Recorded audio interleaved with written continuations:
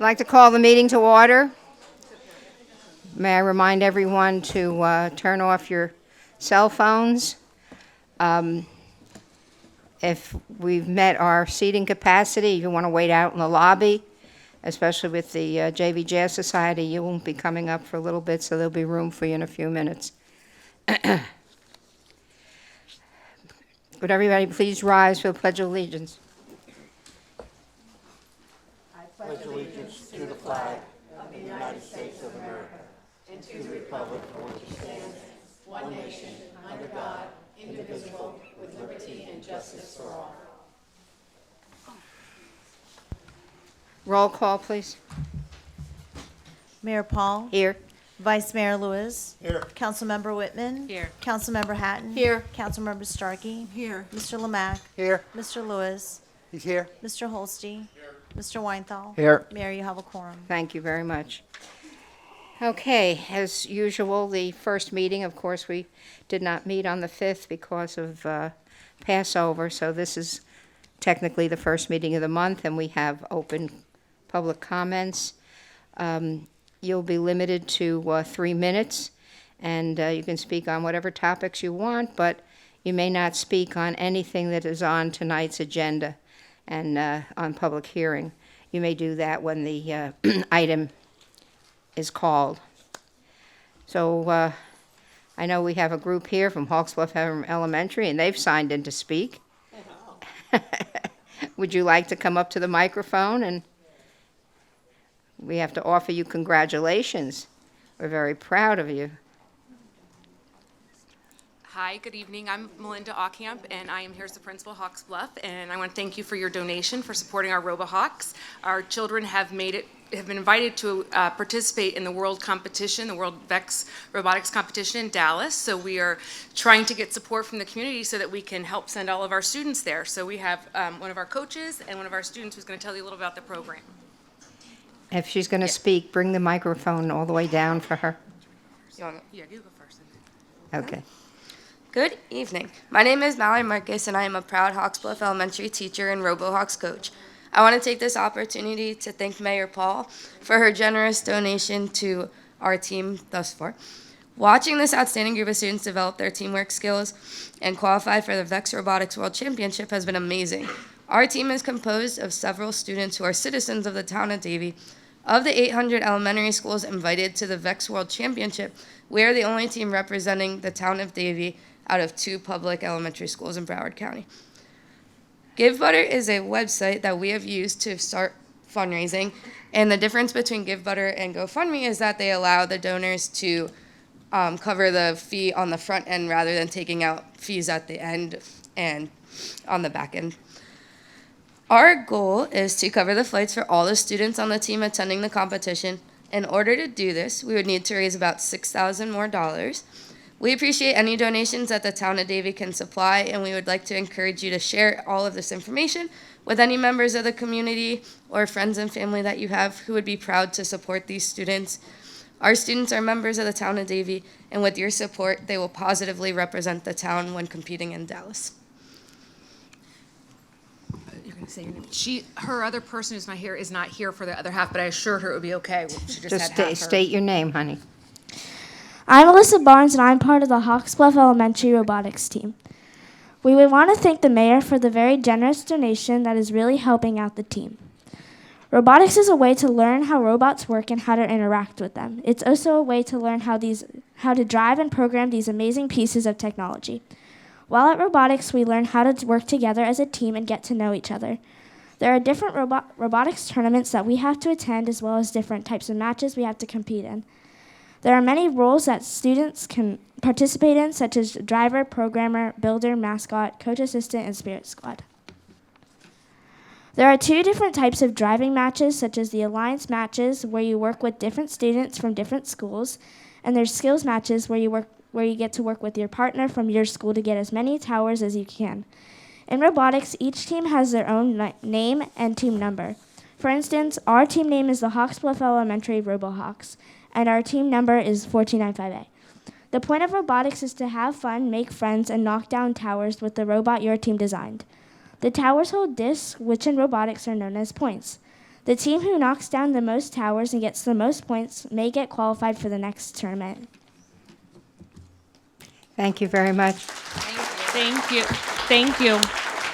We're hoping for support from the community. Well, as to long send as you're our here, I students. was Thank going to you. do this during my comments at the end of the meeting, but when you return, we'd like to have this championship team make a presentation at our council meeting and course, where we absolutely. can honor you. So Thank you. thank you very much and good luck.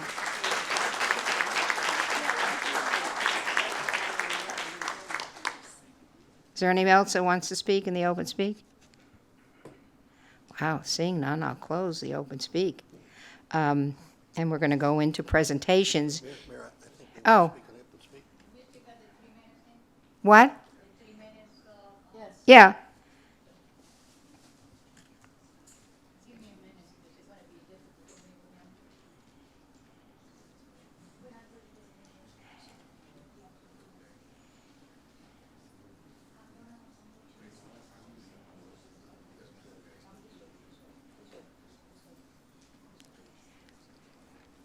Please state your name, address.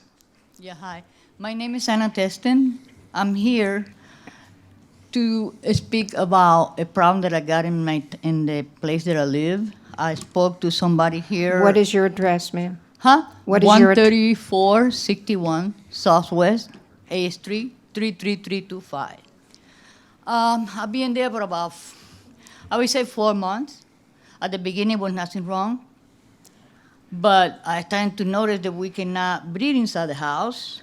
And my neighbors on the other side got cameras. So I put cameras all over my house and find out what it is. I saw fumes started to come out. It looked like some kind of gas or something. And I don't know what to do. I called Tallahassee. Tallahassee told me to call some council in Florida here. I don't remember, Mr. Geller, That's a county commissioner. county commissioner. Anyway, I did. And in other words, the police and Davie decide, because another incident that had happened in a previous address, that I was mentally ill. So they don't listen to me. Right now, we're in the situation where we cannot breathe in the house, we cannot call the police. The police told Mr. Gello's office that I was mentally ill. She called me when I was in public today, and she said, I'm sorry that I cannot help you, but I reached out to the police department, and they said that you're mentally ill. I don't know how I got diagnosed, because nobody knows when you're in the situation where you want to save your life and the life of others that you care about, like him, that he don't even know anything about the world, okay? What are you going to do? Why are they diagnosed me with mentally ill and let me suffer, and to the point that my oldest nephew come from Tennessee and got us out of there.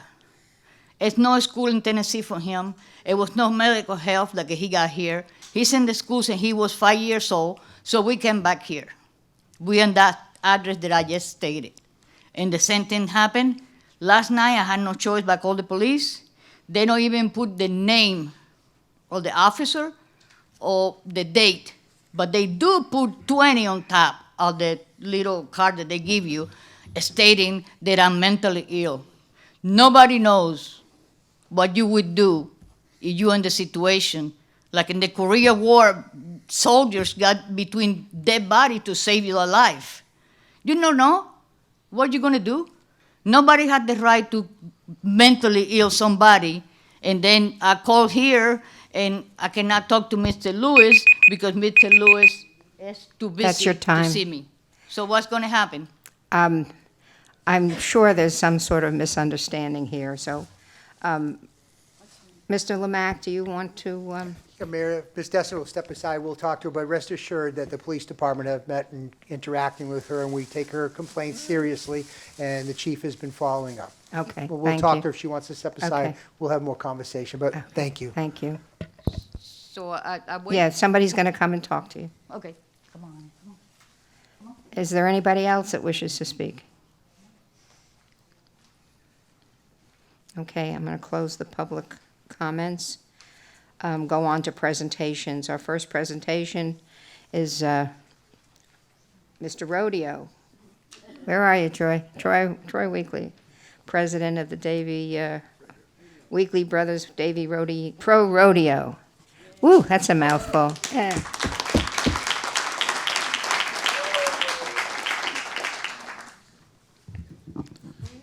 On behalf of the Weekly Brothers Davie Pro Rodeo, we would like to present the Davie with a check for $10,000 for the improvements to the concession and pavilion area. And I think it'd be a much more pleasant experience for our spectators and the town. Well, thank you very much.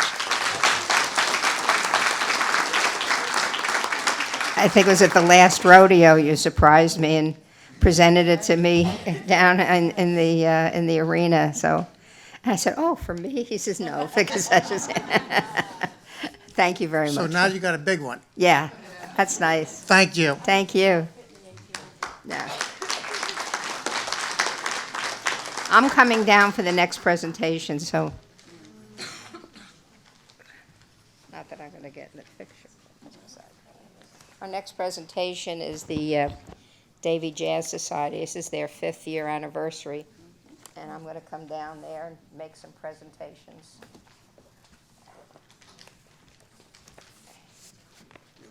Maybe this week. So.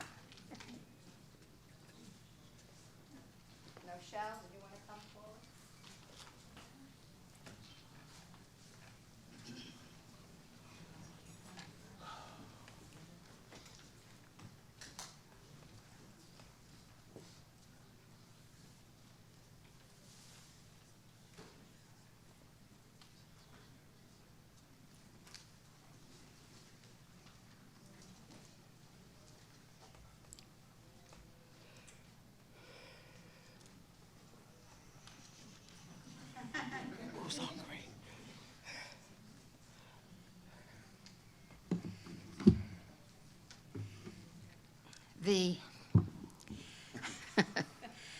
The Davie Jazz Society has been a great addition to our community.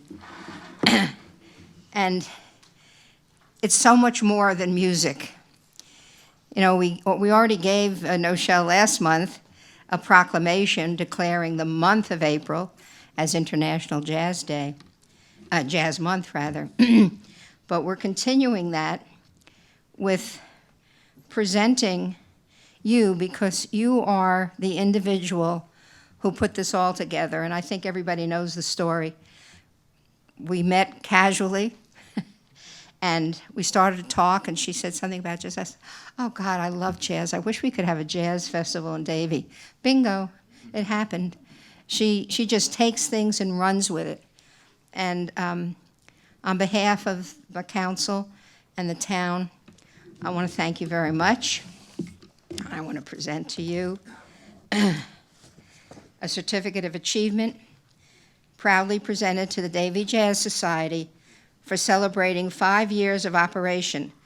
The organization is committed to enhancing and promoting the immense contributions of jazz music in the town of Davie through arts, education, humanities, and community service.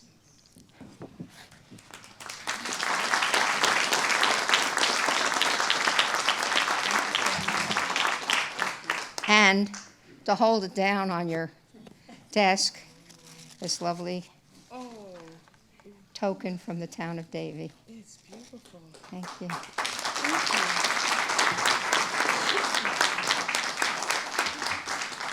And I also wanted to mention, because this came out and I made a copy of it, it's been all over Facebook, but I think it's worth repeating. It says, "Service to others is the rent you pay for your room here on earth." Muhammad Ali.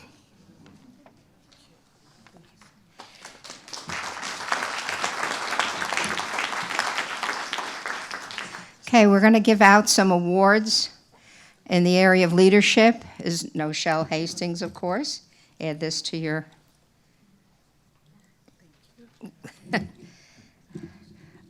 Shakira Williams, Is Shakira here? Ebony Paris. And then I get the honor, every year for 5 years, I've selected an individual to receive the Mayor Judy Paul Historian Pioneer Award, somebody from the town of Davie who represents community service, education, humanities, and this year I've chosen Tony Webb as the recipient.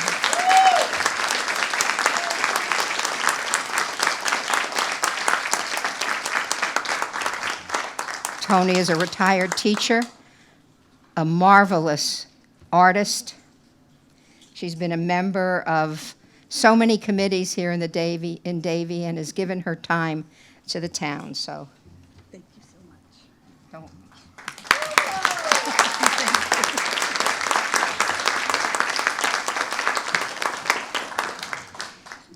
The next awards are, these are the service awards? Yeah. These are the service awards to members of the society who have worked, and I think we've talked about it before, but this group has gone out during the pandemic to the hospitals and to nursing homes, and they did pop-up concerts on the front lawn, and they've given toys to children, and they just do so much to benefit the community. So what we're going to do is, to move this along a little faster, Mr. Lamack is going to hand out the medals. If you don't get yours, you can trade it when you go to your, either when you leave or when you go over to the Greek joint. That's where you're having your reception. Wish we could go. Okay. The service awards go to Aaron Stang, Bennett Washblatt, Derek Stackhouse, Dominique Frederick, Donald Workman, Edric Gibble, Emmanuel George, Eva Howell, Evan Bass. Is Evan here or is he still in school? He's in school. Yeah, he's He's watching online. all right. Oh, you're watching online. Hi, Evan. This is our student sax player who was one of the first members of the Jazz Society. Gerald Harmon, Jermal Walls, Jamie Monaco, Jeremy Bedzo, Jill Barton, Dr. Joan Cartwright, John Sachs. Did he bring his sax today? Yeah. Were you going to do a tune over at the Greek joint? Okay, I'll have to hurry. I got to make the meeting go fast. Dr. Jonathan Denruka, Lisa Alvarez, M.A. Lawless Coker, Marilisa Lawless, Marlo Cabanales, Mike Norris, Mike Riley, Norma Warwick, Oliver Hastings, Pascal Cohn, Raphael Waters, Sasha Tourette, Cheryl King Weathers, Steve Higgins, Tamara Grant, Tamika McKay, Veronica Harrell, Vicky Romero, Yvonne Stackhouse, and Zeta Ross.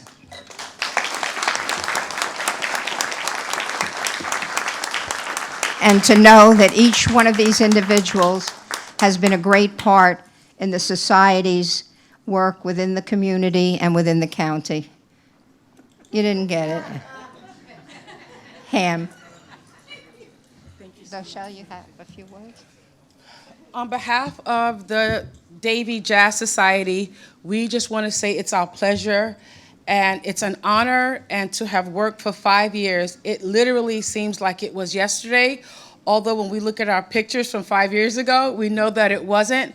But as long as you allow and support us, we will continue not only to do jazz, but to do jazz education, jazz and mentoring, jazz and aging, jazz and opioid crisis addiction, jazz and mental health, jazz and domestic abuse. We will do these works through the Cultural Corridor Compact and through the lovely heart of Davie Jazz community. Thank you so much.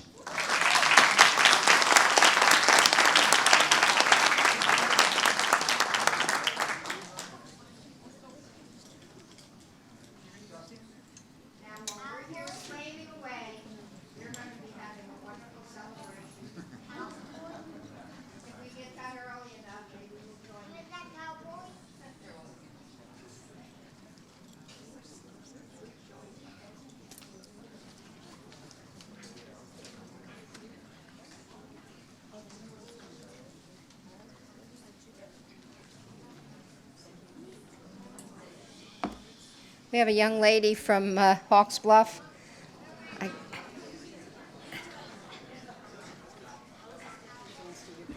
Yeah, she must have been late. We're going to let her say her little speech. Just say your name. I am.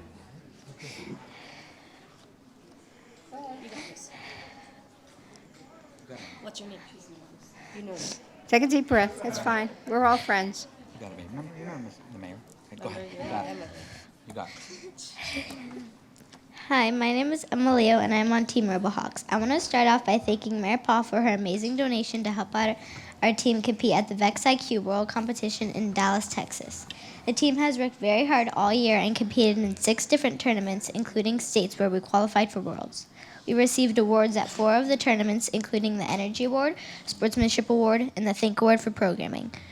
At Worlds, there'll be 800 teams attending. Out of those 800 teams, only 2 public elementary schools from Broward County have qualified, and we are the only one from Davie. We will be competing with 26 different countries from all over the world. The event is 3 days long for about 11 hours each day. The team is ready for the hard work ahead.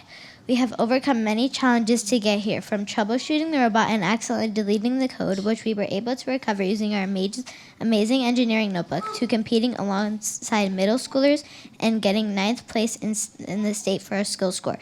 We are excited to represent the town of Davie on the world stage. Thank you. Good luck.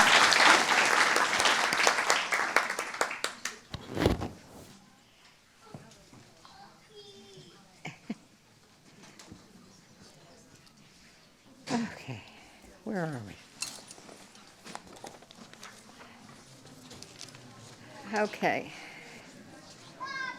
We'll go through the consent agenda. I don't think there's anything to be tabled or withdrawn or added. I'm going to pull 7 proclamations, 1 through 7, 9, 20, and 21. May I have a motion to approve the consent agenda? Minus 1, 2, Mayor? 3, 4. What? Mayor, if we may pull number 25 also to approve as amended. But 25, I thought was a public hearing. Wait, 22. I think you meant to pull 22 as well, not 25. 22? I didn't say 25, did I? I said Right, 20 but and I think 21. I think you meant to pull 22 as well. What's 22? That's the plat. Right. No. No? Okay. No. And 25 is a public hearing. You're correct, Mayor. Yeah, that's what it was. All right, so the motion that I'm looking for is to accept the consent agenda without 1, 2, 3, 4, 5, 6, 7, 9, 20, and 21. Anybody? Motion to approve. Just say, okay. As read. It's a second. Second. All those in favor say aye. Aye. Any opposed? That's unanimous. Thank you. And we'll start with the proclamations. We're going to do 1 and 6 together because Judy Nesbitt is going to accept both of them, and Carol is going to be reading those. May I have a motion to approve proclamation number 1? Motion to approve proclamation number 1. Second? All those in favor say aye. Aye. Any opposed? Okay, and then a motion to approve proclamation number 6. Motion to approve proclamation number 6. And I second it. All those in favor Aye. say aye. Aye. Aye. Any opposed? That's first. unanimous. Okay. We're going to read both of them Sexual assault first. together. One right after the other. Well, Okay, thank you, Mayor.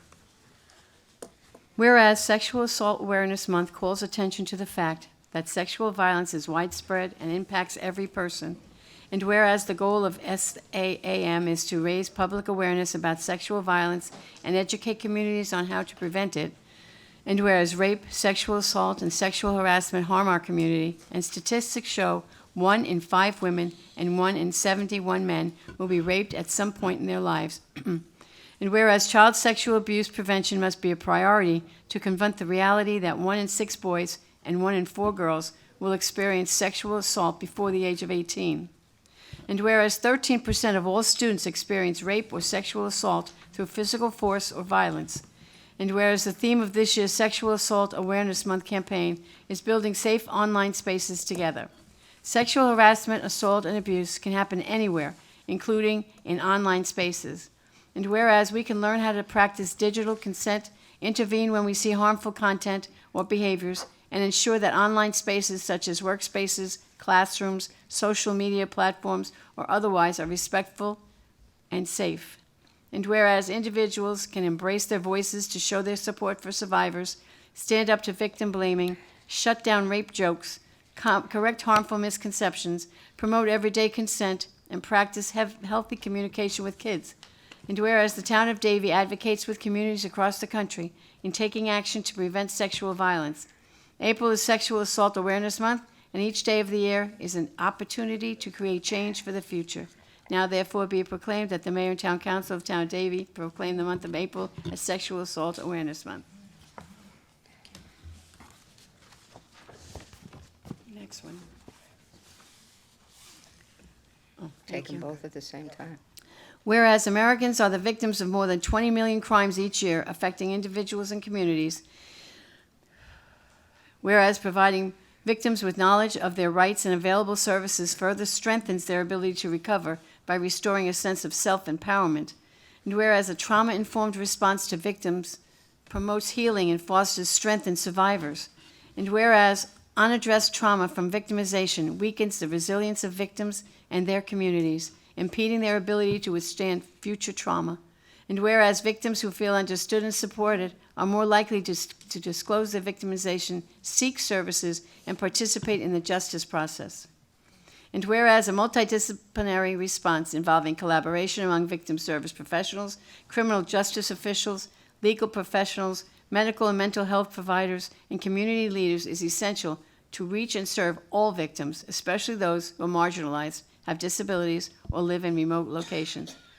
And whereas strengthening the multidisciplinary response, bringing diverse skills, perspectives, and understandings together in the service of victims also serves to build the resilience of those responders by strengthening the confidence in their roles, abilities, and sense of contribution.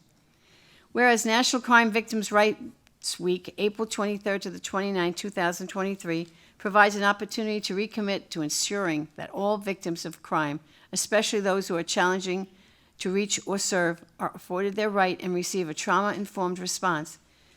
Whereas the town of Davie is hereby dedicated to enforcing victims' rights, expanding access to services, and ensuring equality and inclusion for all, this year's National Crime Victims' Rights Week theme is Survivor Voices, Elevate, Engage, Effect Change. Now therefore be proclaimed by the Mayor and the Town Council of the Town of Davie to hereby proclaim the week of April 23rd, 2023 through April 29th, 2023 as National Crime Victims' Rights Week. Whereas, signed by Judy Paul, Mayor.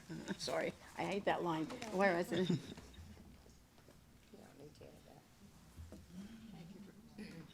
Thank you for being here again, Judy. And you'd like to say a few words? I just want to say thank you as always. We're going to have our first in-person vigil this year because of COVID since 2019. We're going to have our mounted patrol out there. Detective Patton, he'll play the bagpipes. The honor guard is going to be there. We have another name that we're going to put on the memorial wall. It's not how we would want to do that, but to honor them so that that way they're not forgotten. And have, just presenting a place that they have for tranquility to come out there. It's a beautiful garden. And as always, BVRC always tells me they're so thankful for our council. They want to extend, their gratitude. Ever since the garden became into fruition, we've always had the support. So I'm just thankful to be here tonight. And Yeah, this is the one at Long Key, right? yes, they remember you always. And make sure that we get the date. Yes. Okay, thank you. Okay, thank you. It's on the 25th. Yeah. I'm just hoping it doesn't rain and we're in that flight pattern and yes, I'm sorry, yes. At what time? 6. Yeah. And we had slated Rabbi Cheryl. She was going to be there, but I think that she's not going to be, so Hickson, Chaplain Hickson is more than likely going to fill in At for her 6, as thank well. you. So, thank you.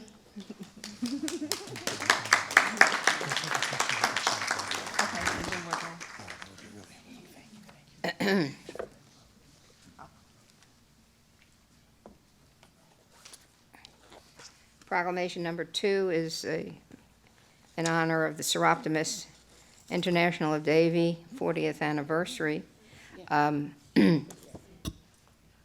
Susan Starkey will be reading that. She got good practice yesterday. Thank you. And coming up is Susan Coyle. Diane Camp, you going to join? My Seroptimus sisters, as well as 2 up here. Carol's and Carol, Seroptimus, 2. I'm and Seroptimus. Both of you. I said 2 up here. 2 besides you. Well, you didn't have to say besides me because my sisters.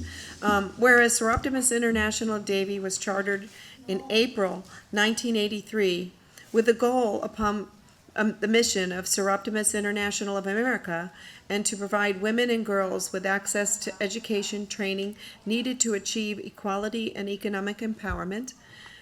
Seroptimus International of Davie has proudly distributed over $300,000 in scholarships to women and girls and our community partners. And whereas hundreds of women and girls have benefited by the programs offered from Seroptimus International of Davie, such as Dream It, Be It, which is a career support for high school girls that provides access to professional role models, career education, and resources to set and achieve goals, overcome obstacles, and to move forward after setbacks or failures. The Live Your Dream Scholarship Award, assisting women with primarily financial responsibility for their families in obtaining skill, training, and education. Whereas Seroptimus International of Davie's first community service project was to save the old Davie School from demolition. And whereas Seroptimus International of Davie unites with a greater community to fundraise, mentor, and connect with the public to serve women and girls in the town of Davie and surrounding areas, and invites the community to celebrate the continuing success. Now therefore be it proclaimed that the mayor and the town council of the town of Davie do hereby proclaim April 21st, 2023 as Seroptimus International Day of Davie Day. We encourage and extend congratulations to the Seroptimus International of Davie because of their 40th anniversary, and celebrate the Davies Club for their many contributions to our community, and we invite all businesses and community members to join in the activities in commemoration with Seroptimus International of Davie, and to recognize their positive impact of service to the women and girls of our community, and signed by our mayor. And congratulations. Thank you. Would you like to make a motion to approve? Motion to approve? And second? Second. All those in favor say aye. Aye. Any Aye. opposed?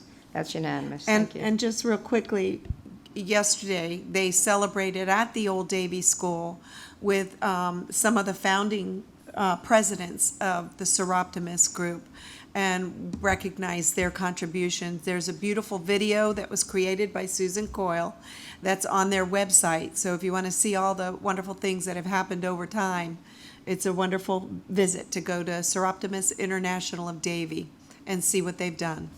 And there's also a golf tournament coming up. That's true. November 4th. Susan, would you like to say a few words? Sure. More than 40 years ago, residents Joan Kovac and Betty Roberts belonged to the Fort Lauderdale Club, and they decided they were tired of driving down to Fort Lauderdale, so they made the Davie Club. And their first project, once they recruited Barbara Spike, Sue Ellen Fartelman, Barbara McCall, Connie Dickey, Mary Ann Taylor, just to name a few, to save the old Davie School. And that ended up coming to fruition. Our main objective, of course, is women and girls. However, the Old Davie School also serviced many women and girls and children over all these years. So it was really a great opportunity for the club to start with their first project, and we're so proud it's still going today. And we're so proud also to have Mayor Judy Paul, Carol Hatton, Susie Starkey as our members, as well as Joan Kovac was a member and a mayor. Betty Roberts was our first woman mayor, I believe, from the town of Davie.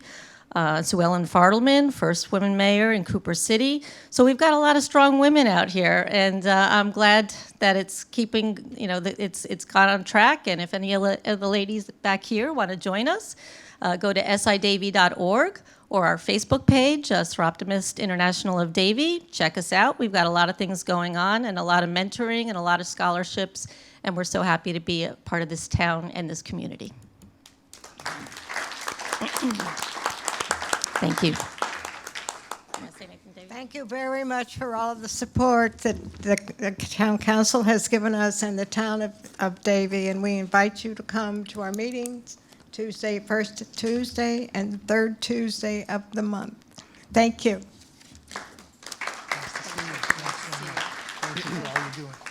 The next proclamation, number 3, is Relay for Life. May I have a motion to approve? All those in favor say aye. Aye. Any opposed? That's unanimous.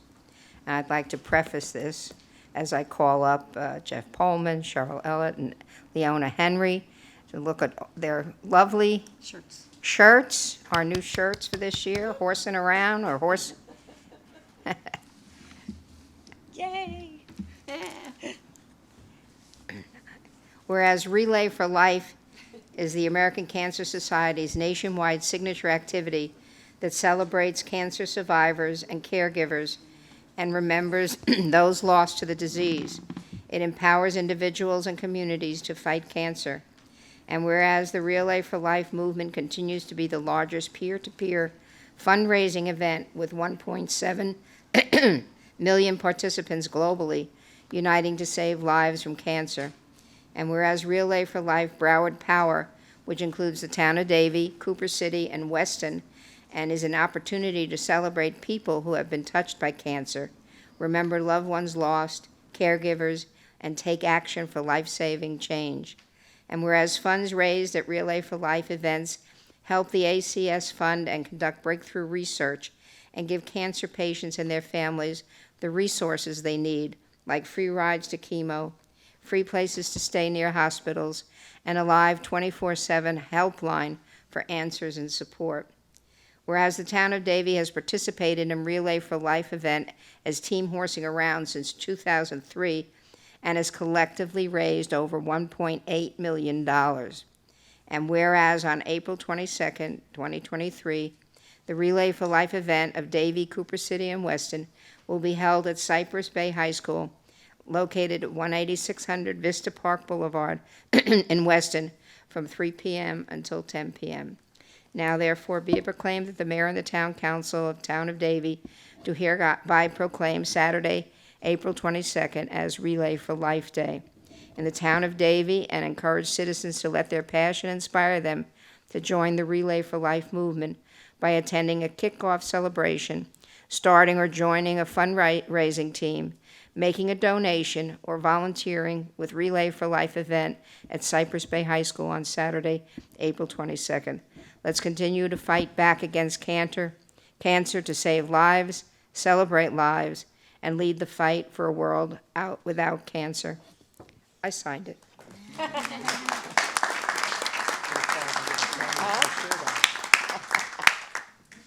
Mayor, council members, administrators, staff, and members of the public who are with us tonight. I'm Cheryl Ellett, along with Jeff Pullman and Leona Henry, who is here tonight. Unfortunately, Peter Rose could not be with us as he's preparing for the final days before our relay event.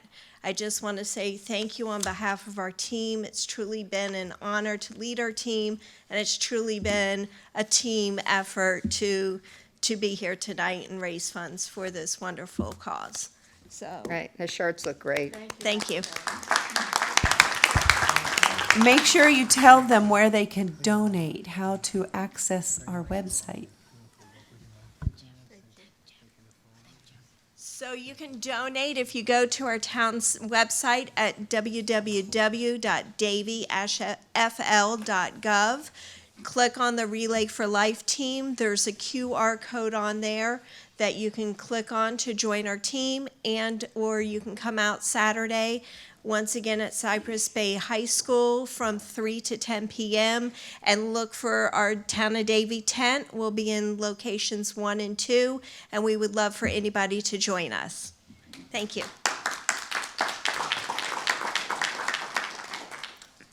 Numbers 4 and 5 we're going to do together. Vice Mayor will read them.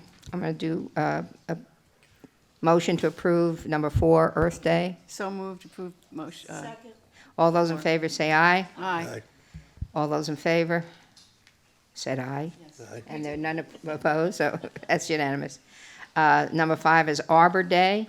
May I have a motion to approve? So Moved is good. Thank you. And we'll second it, and then all those in favor say aye. Aye. Any opposed? That's unanimous. Accepting these two are, is Jeremy here? Welby, Eric Swally, and Jesse Bastos from our Environmental and Agricultural Board. Whereas April 22nd, 2023 marks the 53rd anniversary of Earth Day, established in 1970 when 20 million Americans called for greater protection of the land, air, and water resources, and whereas humankind is currently facing tremendous global challenges, large-scale migration, environmental injustice, degradation of ecosystem, mass extinction of species, and global climate change. And whereas it is necessary for the citizens of a global community to recognize our collective responsibility and to help accelerate the transition to an equitable, prosperous green economy for all, and whereas in response, Earth Day 2023 is focused on accelerating solutions to combat our greatest threat, climate change, and to activate everyone, governments, citizens, and businesses to do their part. And whereas it is understood that sustainability will only be achieved by meeting the needs of the present without compromising the needs of future generations. And whereas it is more important than ever to cooperate internationally in defending environmental progress it has heretofore gained, and whereas it is essential to expand and diversify the global environmental movement to achieve maximum progress. And whereas this year's Earth Day's theme is Invest in Our Planet, Earth Day is an unusual reminder of the constant need for environmental activism, stewardship, commitments, and sustainability efforts. Now, therefore, be it proclaimed that the mayor and the town council of the town of Davie do hereby proclaim Saturday, April 22nd, 2023 as Earth Day, and to declare a climate emergency throughout the town of Davie and encourage all its citizens, businesses, and institutions to use Earth Day to commit to increased environmental action and promote climate literacy.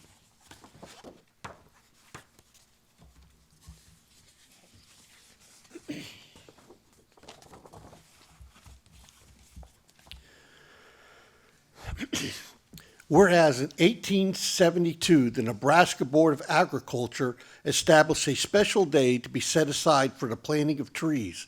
Whereas this holiday, called Arbor Day, was first observed with the planting of more than 1 million trees in Nebraska, and whereas Arbor Day is now observed throughout the nation and the world. And whereas trees can reduce the erosion of our precious topsoil by wind and water, cut heating and cooling costs, moderate the temperature, clean the air, produce life-giving oxygen, and provide habitat for wildlife. And whereas trees are a renewable resource, giving us paper, wood for our homes, and countless other wood products. And whereas trees in our town increase property values and enhance the economic vitality of businesses, areas, and beautify our community. And whereas Arbor Day gives us the opportunity to celebrate and support efforts to protect our trees and woodlands. Now therefore be it proclaimed that the mayor and the town council of the town of Davie do hereby proclaim Friday, April 28, 2023 as Arbor Day in Davie.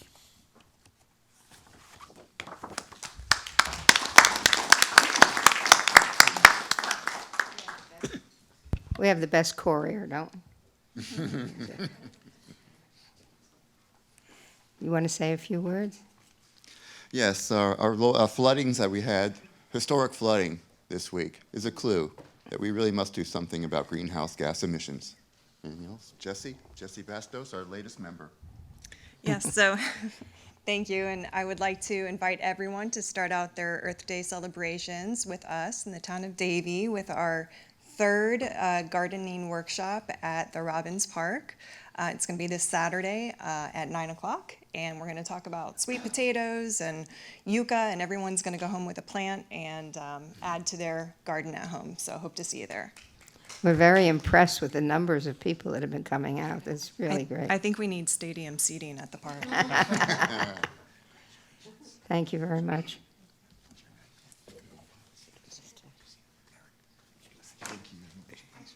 Yes, of course.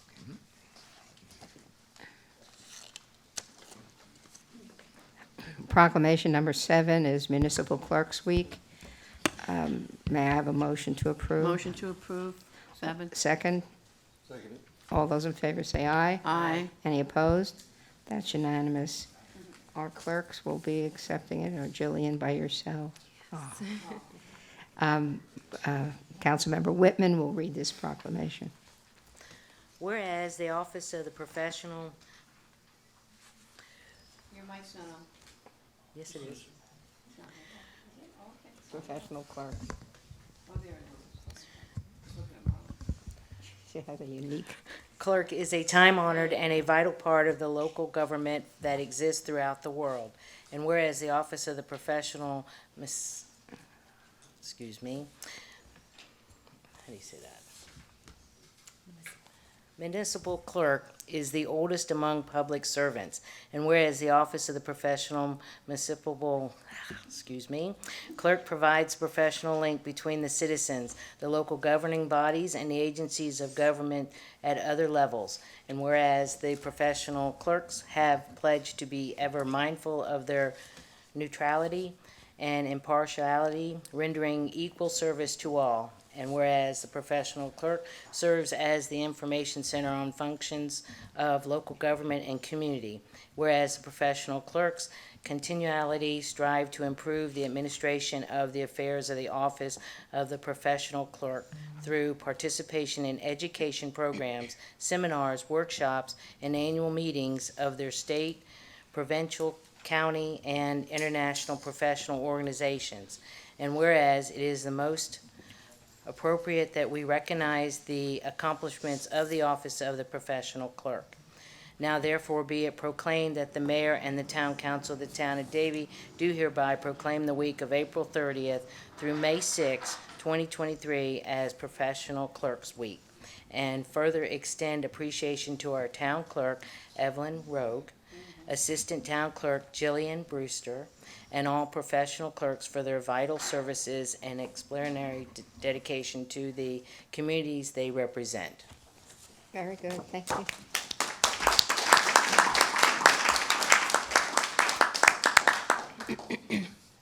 Mayor, Vice Mayor, Town Council, Town Administration, on behalf of Evelyn's staff and myself, we would just like to say thank you for this proclamation in recognition of Professional Municipal Clerks Week, and take this opportunity to announce that we will be hosting our second annual daily historical trivia game, where the prizes for those who win the daily question will be from various Davie businesses. So we hope that everybody participates and wishes everyone luck. Thank you.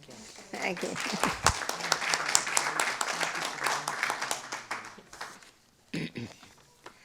Okay, the next is number 9. This is, again, from the CRA. It's a revised item, a correction in the title. Mr. Weinthal, would you read the title? Yes, Mayor.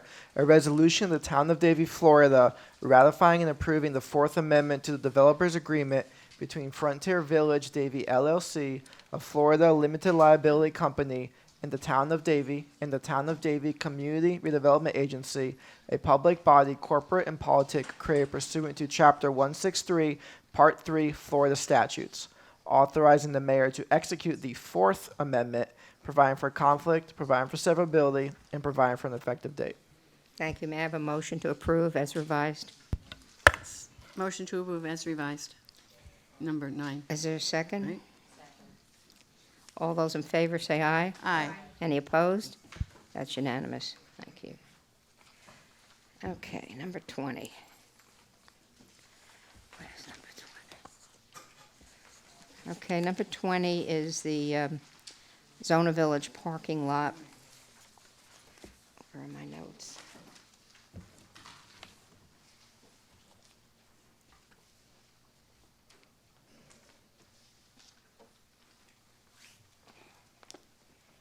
Okay, I pulled this because we need to make some clarifications on a few items. Although it was denied by the Planning and Zoning Board, they did not indicate why they had denied it, but they did have some specific recommendations. Thank you. So we need to go over some of these items, and let's see, how do I want to do this? Do you want to do a presentation, and then I'll have public? Yeah, That'd be fine, Mayor. right. Yep. For the record, David Abramson, representing town staff. The item before you is a site plan application. The subject site is approximately 1/4 of an acre in size and is generally located on the north side of Southwest 39th Court, approximately 325 feet east of Davie Road. The proposal would allow the development of a new parking lot consisting of 36 parking spaces.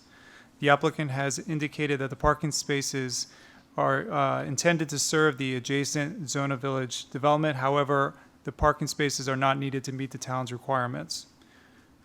The developer has also completed the public participation requirement.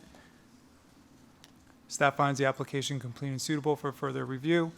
There were 3 staff recommendations of approval that is in the backup, and I'd be happy to answer any questions council has. Would you repeat those 3 staff recommendations? Yes, ma'am. Number 1, to provide lighting shields on the fixtures along the northern and eastern boundary lines. Number 2, to provide a detail of the oblique gate and signage indicating the gate for emergency use only. And number 3, replacing the drainage inlet shown on Southwest 39th Court within the right-of-way where the manhole is. Okay. Thank you. I'm going to take public comments first, and then we'll have the applicant make a presentation.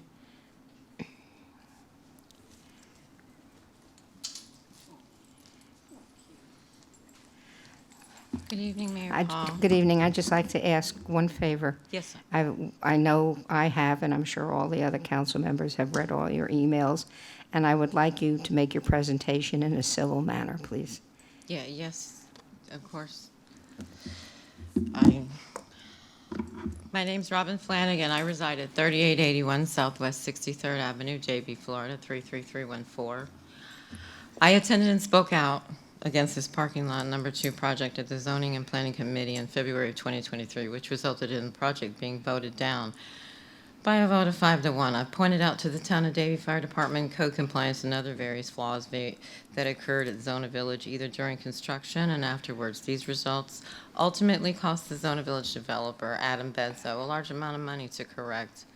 In direct retaliation against me and against my civil rights and my rights as a citizen of this town, Zona Village owners and Dominique Frederick, manager of Zona Village, has filed a false 911 call, a completely false report against me. This does not reflect on the site plan itself. This is something personal. This prevents me from speaking any further because I feel like that at this point I am being violated. This is a civil matter. This is a matter I wanted to bring to your attention because. Well, you have in your emails. Well, I never got any confirmation of anything, and I wanted to make this known to the town and respectfully to you, Mayor Paul. This police false report against me we have all,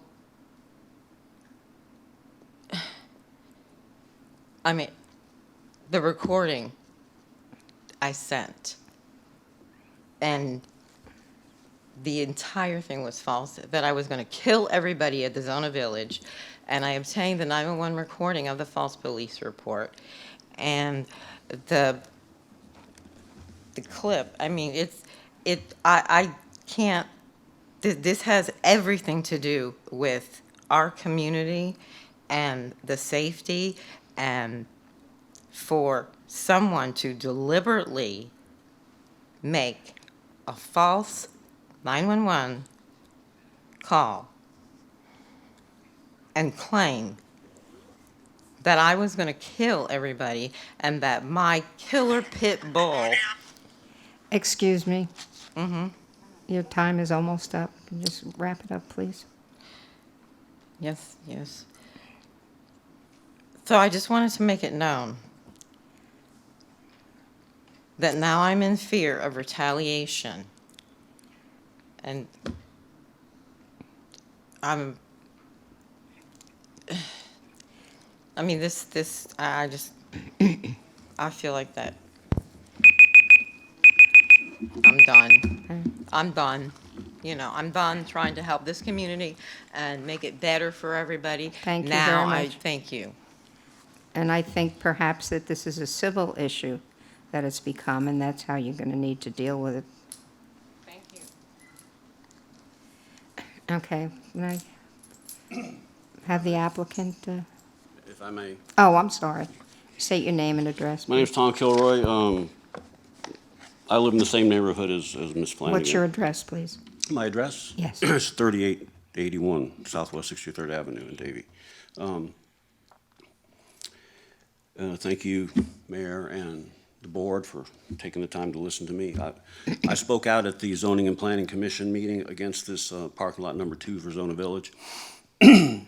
It's very obvious that this parking lot number 2 is not necessary. In fact, the project plan even says twice in the first 2 pages that the parking lot's not necessary.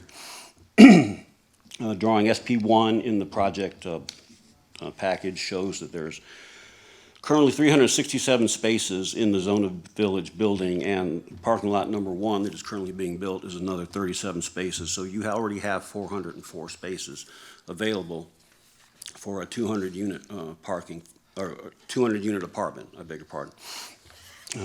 So you can imagine, with diversity factors and all of that, that even at 100% occupancy, there are going to be dozens of empty parking spots available with that number. So adding another 37 spaces, taking precious space away from the area near the town of Davie and paving it over with asphalt and putting in bright lights and walling it with an 8-foot wall is not it's not in line with the vision that the town portrays, that they want to make Davie into a pedestrian-friendly area that people are going to gravitate to and bring their family down and walk around and eat dinner and shop in shops and things of that matter. What you have in Davie right now is a city of asphalt. If you think about where Zona Village is, excuse me, I only thought about this a couple days ago. Directly across the street from Zona Village, you have the Broward County Educational Center. You have middle school, elementary school, a couple colleges, a technical school. You probably have 2,000 or 3,000 parking spots over there that are going to be vacant on the weekends. They're going to be vacant at night. They're going to be vacant on the holidays. And those are the exact times that you want to have people come down and walk around this beautiful town you guys are planning to develop. And your parking lots are already there. And it's public parking. You can come up with agreements with the county and the state, whoever owns the parking lots. You can put in the parking where you have to pay for parking. You can generate revenue for the town by doing that. And you've already got thousands of parking spots, more than you'll ever need for however many people ever come to the town of Davie on a given weekend night. If not, you can rename Davie as the parking lot capital of the world. Thank you very much. Thank you very much. I appreciate your time.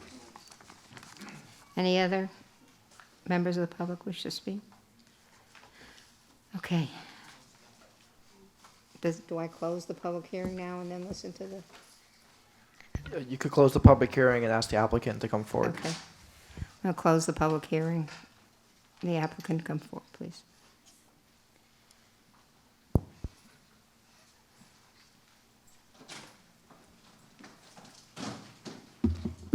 Good evening, Mayor and council members. Jason Wilson with Pillar Consultants representing the applicant.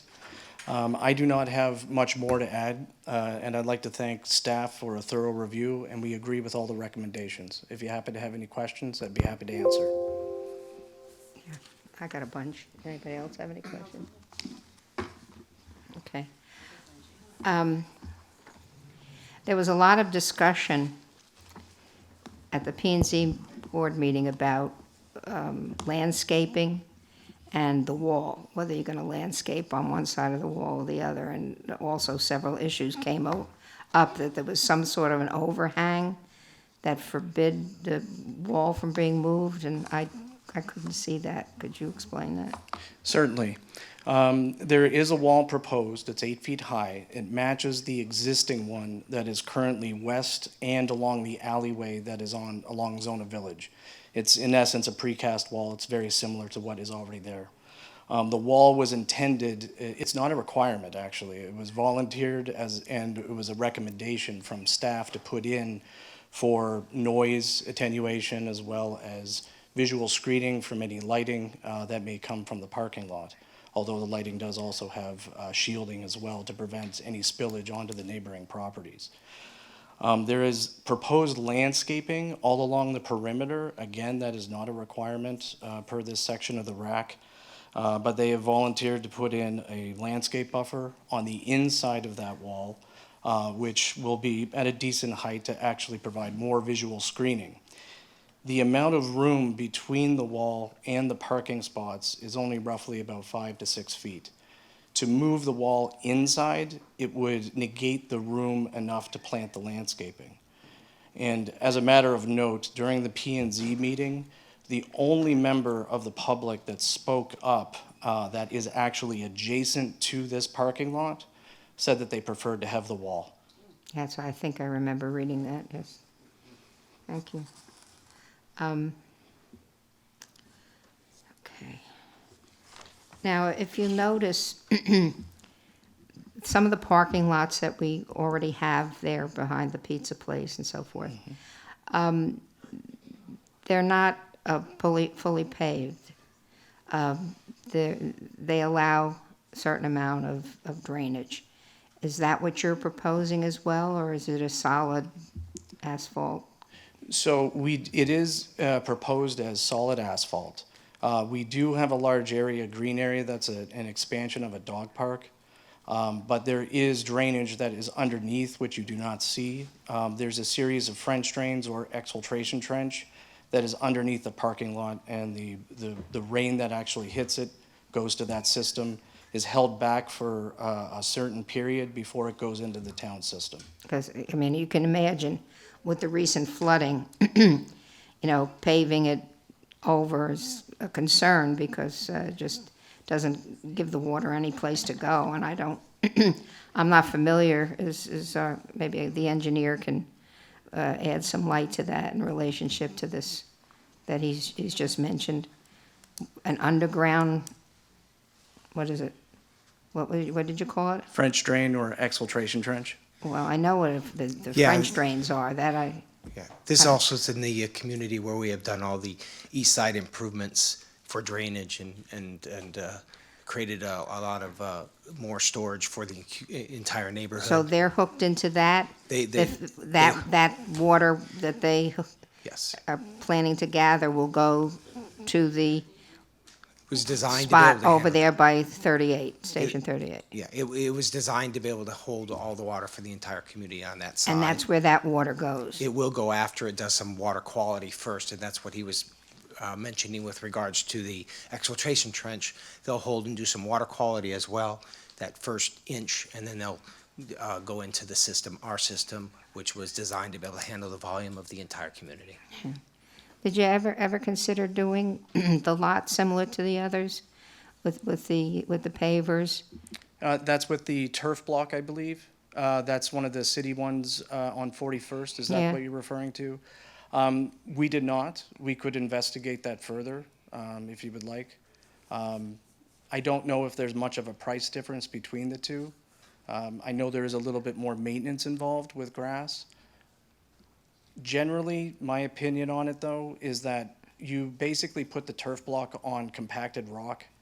And so the only volume that you really get from the rain that hits it is just the cell of the turf block itself, because the water really has no other place to go. So you wouldn't still have the, It basically, the rain would go just in those first 3 inches, but it would not still percolate into the rest of the ground, because what's below that is compacted rock, just like you have under the asphalt. well, I was just thinking of the heat that's generated from the asphalt, so. And then the other thing is, you have another a lot there too, that you're working on, that's got just rock in it now, right? Is that yours too? The one to the south? Yeah, Yes, correct. That is meant to be paved as well. It's just, it's under construction currently. okay. I just want to mention, I'm not, I don't know for sure, but the recommendation that we use the school parking lots, I don't believe is feasible. Some of the parking lots are gated, and, you know, the distance is, what? Yeah, crossing Davie Road and so forth. Okay.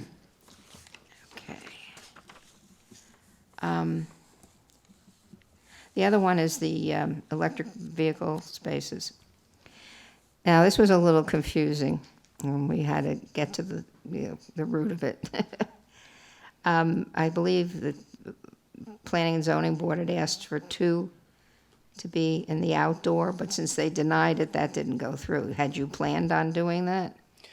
No, we were not planning on putting any of the EV. And what was the waiver for? The waiver was to not place them within that parking lot. Oh, but you were asked to do that? It was part of the discussion. They were asking maybe if we put those in, that it might be more favorable, but we ended up not getting that result. Okay.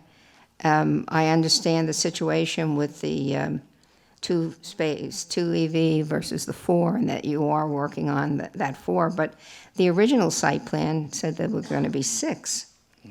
So where did the other 2 go from one time to the next?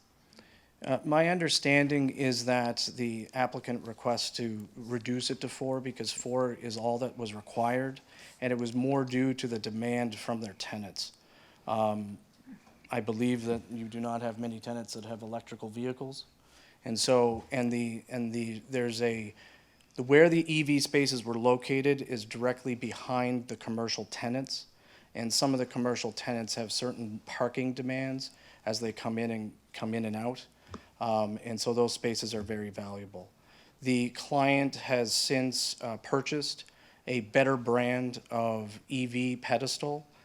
They've already been ordered, and they've told me that they will be applying for the permits to put 2 new ones in, at least apply for the permit within 2 to 3 weeks. And they'd be in another location, so it wouldn't impact the commercial? I believe they're actually going to be placed exactly where they used to be. There is some amperage issues with moving them around. Oh, okay.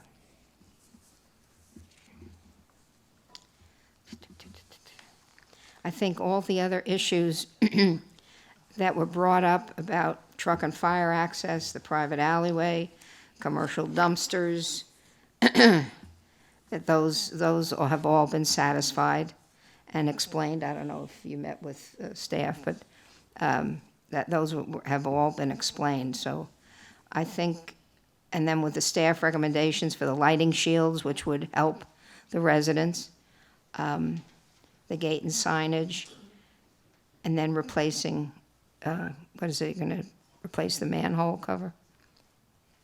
What is that, again? Number 3, replace the drainage inlet shown within the southwest with a 39th Court right away with the with the manhole. Okay. So, now what we need to do in looking at this, this site plan, I understand the philosophy behind it and understand that with COVID, the patterns of the residents changed where they were all staying home and working from home. And now that some people are still working from home. But the issue being that if you want to have these viable commercial properties, you have to have parking for them. And even though they meet the requirement, my understanding is that they need the additional parking to satisfy and make viable the commercial properties that are there. Am I correct? You are absolutely Okay. correct. All right. Are there any questions or comments or from anybody? Yes, sir. Hello, good evening. My name is Jeremy Bedzo, property owner of 3890 Davie Road, 33334, also known as Zona Village. One brief comment in response to all of the communication that's been going around for the last several months. Myself, the Bedzo family, and our entire team stand by our reputation as honest professionals, and we take our commitment to the town of Davie, to the community, and to our professional integrity very seriously. Thank you very much. And although I asked her to be civil, I apologize for, she had her opportunity to make her public statement, so. Excuse me. Any other questions, comments? All right. So,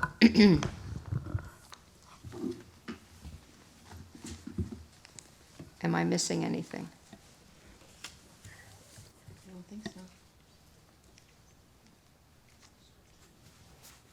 I know that a lot of times I like to listen to the residents and vote with them, but I think in this case there are extenuating circumstances in relationship. We're trying to build a viable community in downtown with residential and commercial. And I think what we need to do is two things. We're very careful with any other projects that come forward. Even though they say they may have met the parking requirement, it will always be a good idea maybe to have more than is required so that we don't run into this problem again. And also, we're going to have to look very, very closely at the drainage. I know we got to go through the control and everything, but this has become a very big issue. And I know we're working towards our stormwater mitigation program.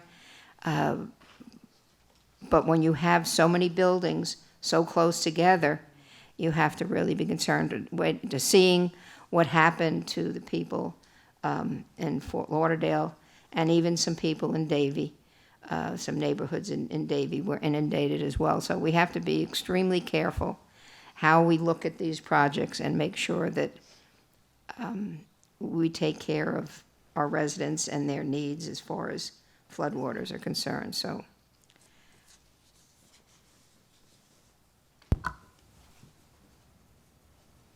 Mayor, Yes. would you like to entertain a motion? Yes, would you like to make one? I can do that. Yes, you may. I'd like to make a motion to approve item number 20, and with the 3 staff recommendations. Did you want me to repeat them? No, that's all right. I have them here, but the staff recommendations that are in the backup. Motion to approve.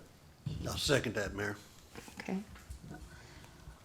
May we have a roll call, please? Councilmember Hatton? Yes. Councilmember Whitman? Yes. Vice Mayor Lewis? Yes. Councilmember Starkey? Yes. Mayor Paul? Yes. Motion passes. Thank you. Thanks for your consideration.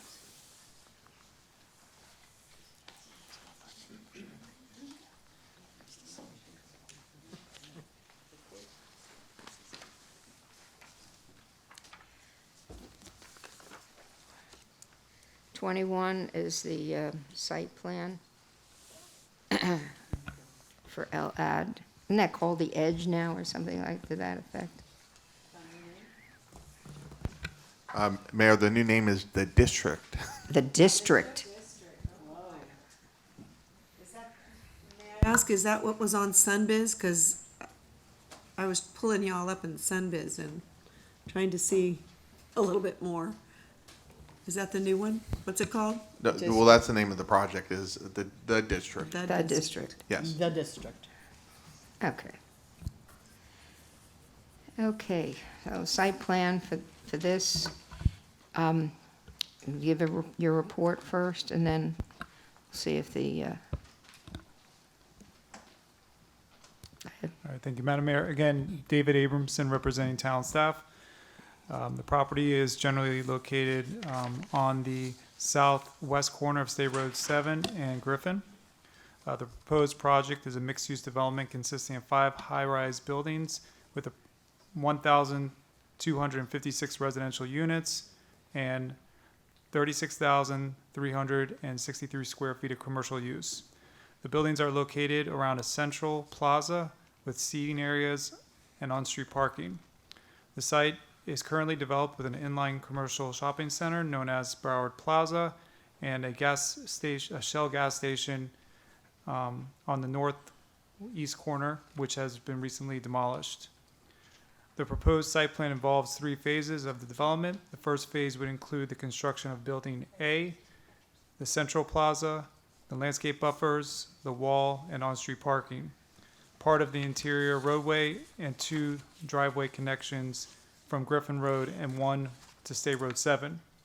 Building A is to be 20 stories tall with 15,750 square feet of commercial on the ground floor, including space for a restaurant, 6 levels of parking with 580 parking spaces, and 14 levels of residential above. Building B would be constructed in the second phase and would be 22 stories tall with 12,613 square feet of commercial on the ground floor, 6 levels of parking, and 16 levels of residential above. The third phase would include the construction of buildings C, D, and E, and the completion of the interior roadways with a second drive connection to State Road 7. Buildings C and E are going to be 23 stories tall with 230 units. Building D would be 24 stories tall with 240 units. Buildings C, D, and E share a parking garage on the first 7 levels and approximately 8,000 square feet of commercial on the ground floor. The bedroom mix within the project consists of 124 studios, 598 one-bedrooms, 443 two-bedrooms, and 91 three-bedrooms. There are residential amenities throughout the property and in all 5 buildings, including swimming pools, gyms, terrace, and lounges. The site design includes 2,625 parking spaces, 40 electric vehicle charging station spaces that are evenly distributed throughout the first 5 levels of the parking garage. The development also includes 430 bicycle parking spaces throughout the property. The landscaping design meets the TOC code requirements with the installation of 228 trees, 19 palm trees, shrubs, and ground coverage. The applicant is proposing to remove existing trees and palms on the property and will pay $340,546 to the town's tree preservation fund. The drainage design includes dry retention areas in the central plaza, catch basins, and exfiltration trenches within the internal roadways and storage vaults underneath the buildings. The applicant has applied for 2 variances from Central Broward that is currently being reviewed. The project is subject to the inclusionary housing requirement per town code. The inclusionary housing requirement requires, in this case, 15% or 188 units. The applicant is proposing to meet this inclusionary housing requirement by paying in lieu of a fee The petitioner is also requesting 3 design variations from the town's TOC code. Applicant has fulfilled the public participation requirement. Staff does have 7 recommendations of approval in the backup, and I'd be happy to answer any questions at this time. Any questions? Yeah. What? They're right here. You wanna see? You didn't, where'd you get this? It's in our backup. No, yeah, but where'd you get this? Yeah, a lot of those have to do with FDOT and so forth. So, do they exceed the parking numbers? They exceed the parking number and they exceed the electric vehicle station requirements as well. And they'll be going through Central Broward for their For drainage approvals, yes. drainage. Again, that is a location that is of great concern, so maybe I'll kind of we can contact Central Broward and see how they're handling it. Okay, is there anybody here that wishes to speak for or against this? Seeing none, I'll close the public hearing. Does the applicant wish to come forward?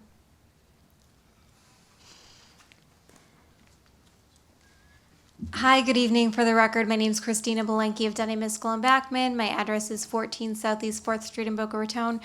We do have a presentation should anybody like to see it. Otherwise, our team is here and available to answer any questions that you may have. Any questions? One of the things, and I know you guys are anxious to get out of here, but this is a pretty big deal for us, and we're gonna be pretty proud of it when it's completed. I do think in order to be totally transparent with everything, I think it'd be wise for us to put it into a presentation first. And then after that, I would like to ask a few questions, if I may. Okay. Happy to do so. I believe staff has it, so if they can get loaded. Thank you.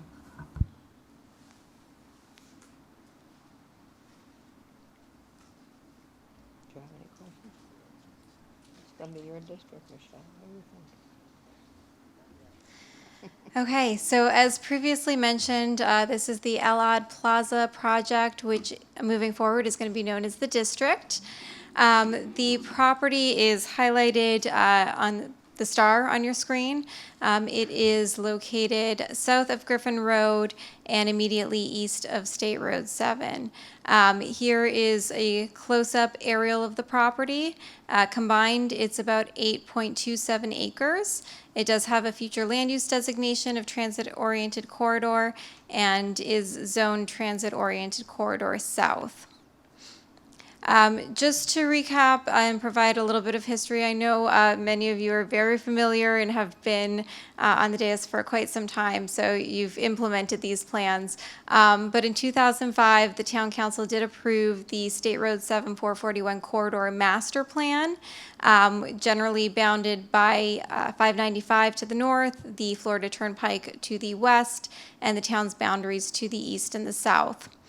On August 19th of 2009, the Town Council also amended the comprehensive plan to add the transit-oriented corridor future land use designation, and they amended that same area to TOC.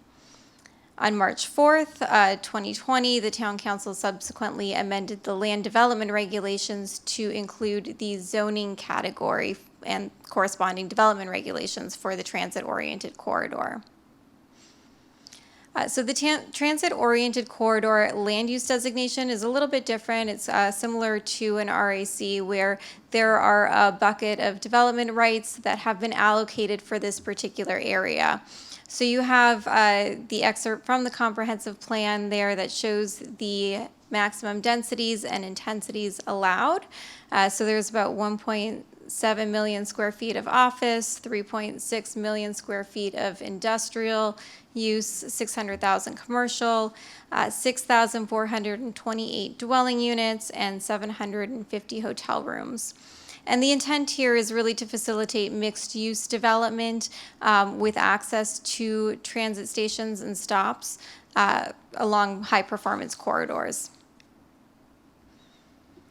And similarly, the transit-oriented corridor zoning is intended to promote this urban form through building placement, through site design.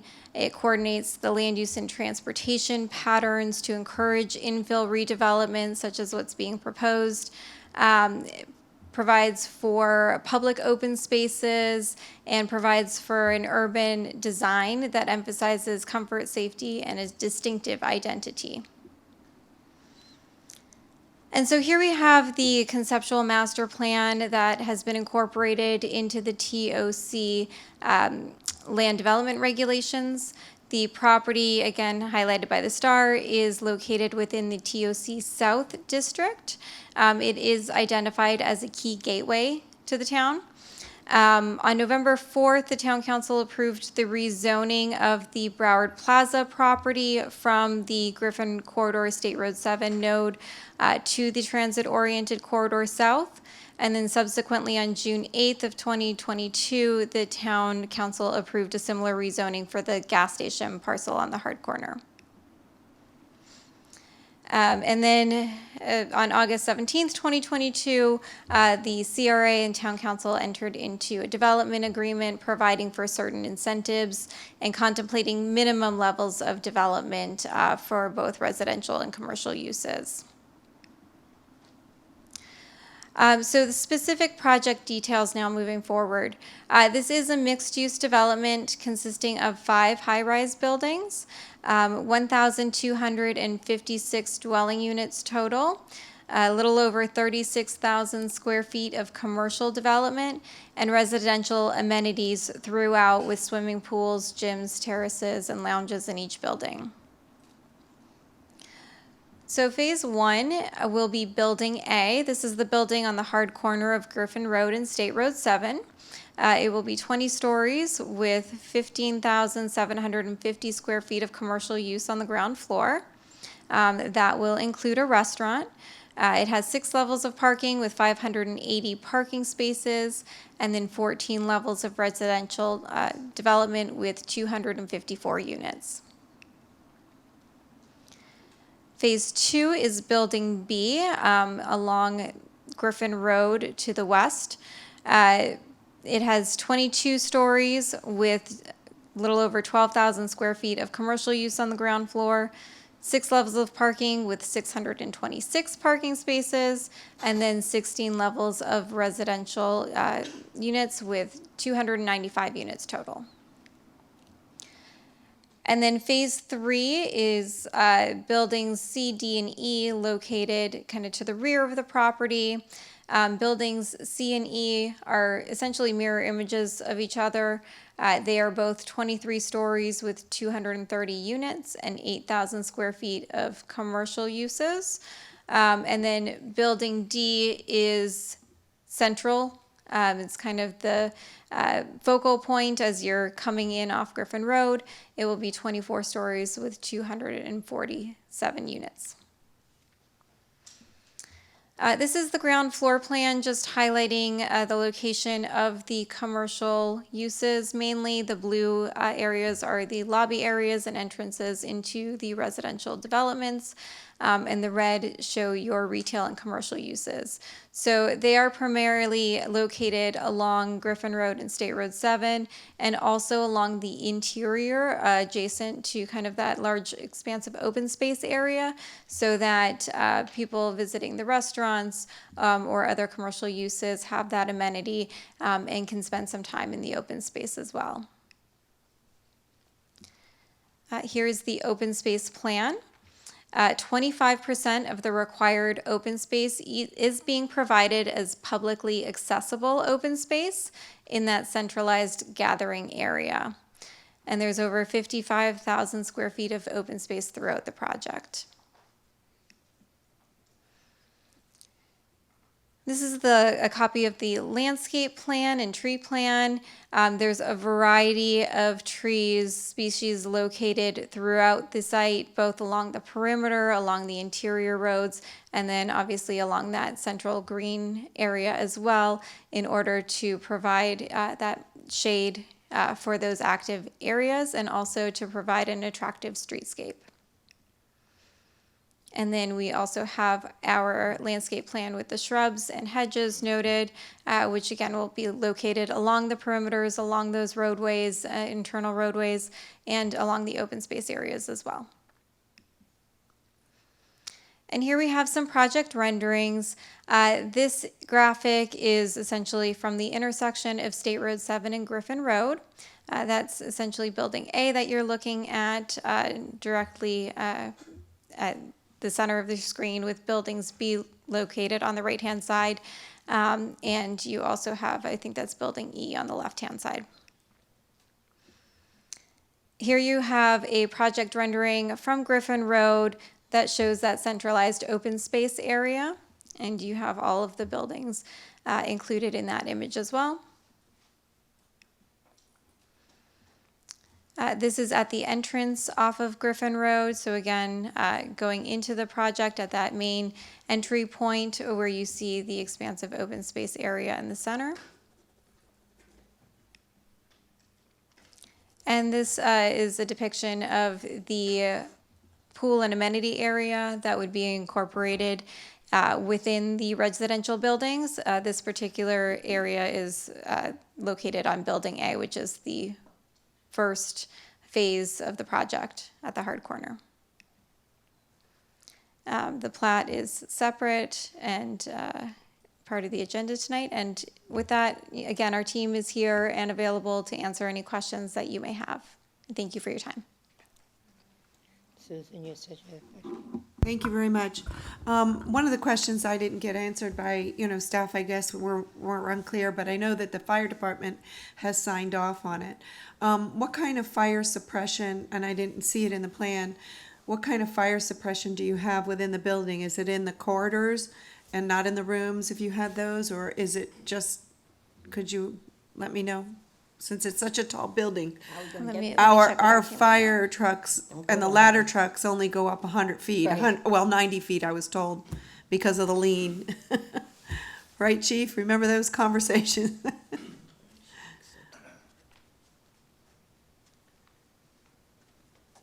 Thank Good you. evening. My name is Angelo Carusi. I am with Cooper Carey Architects in Atlanta, 191 Peachtree Street, Atlanta, Georgia, 30303.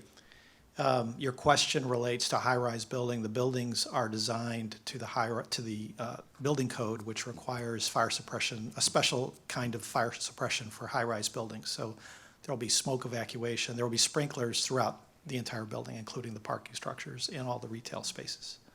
Perfect. No fire escapes. Good answer. That's what I wanted to hear.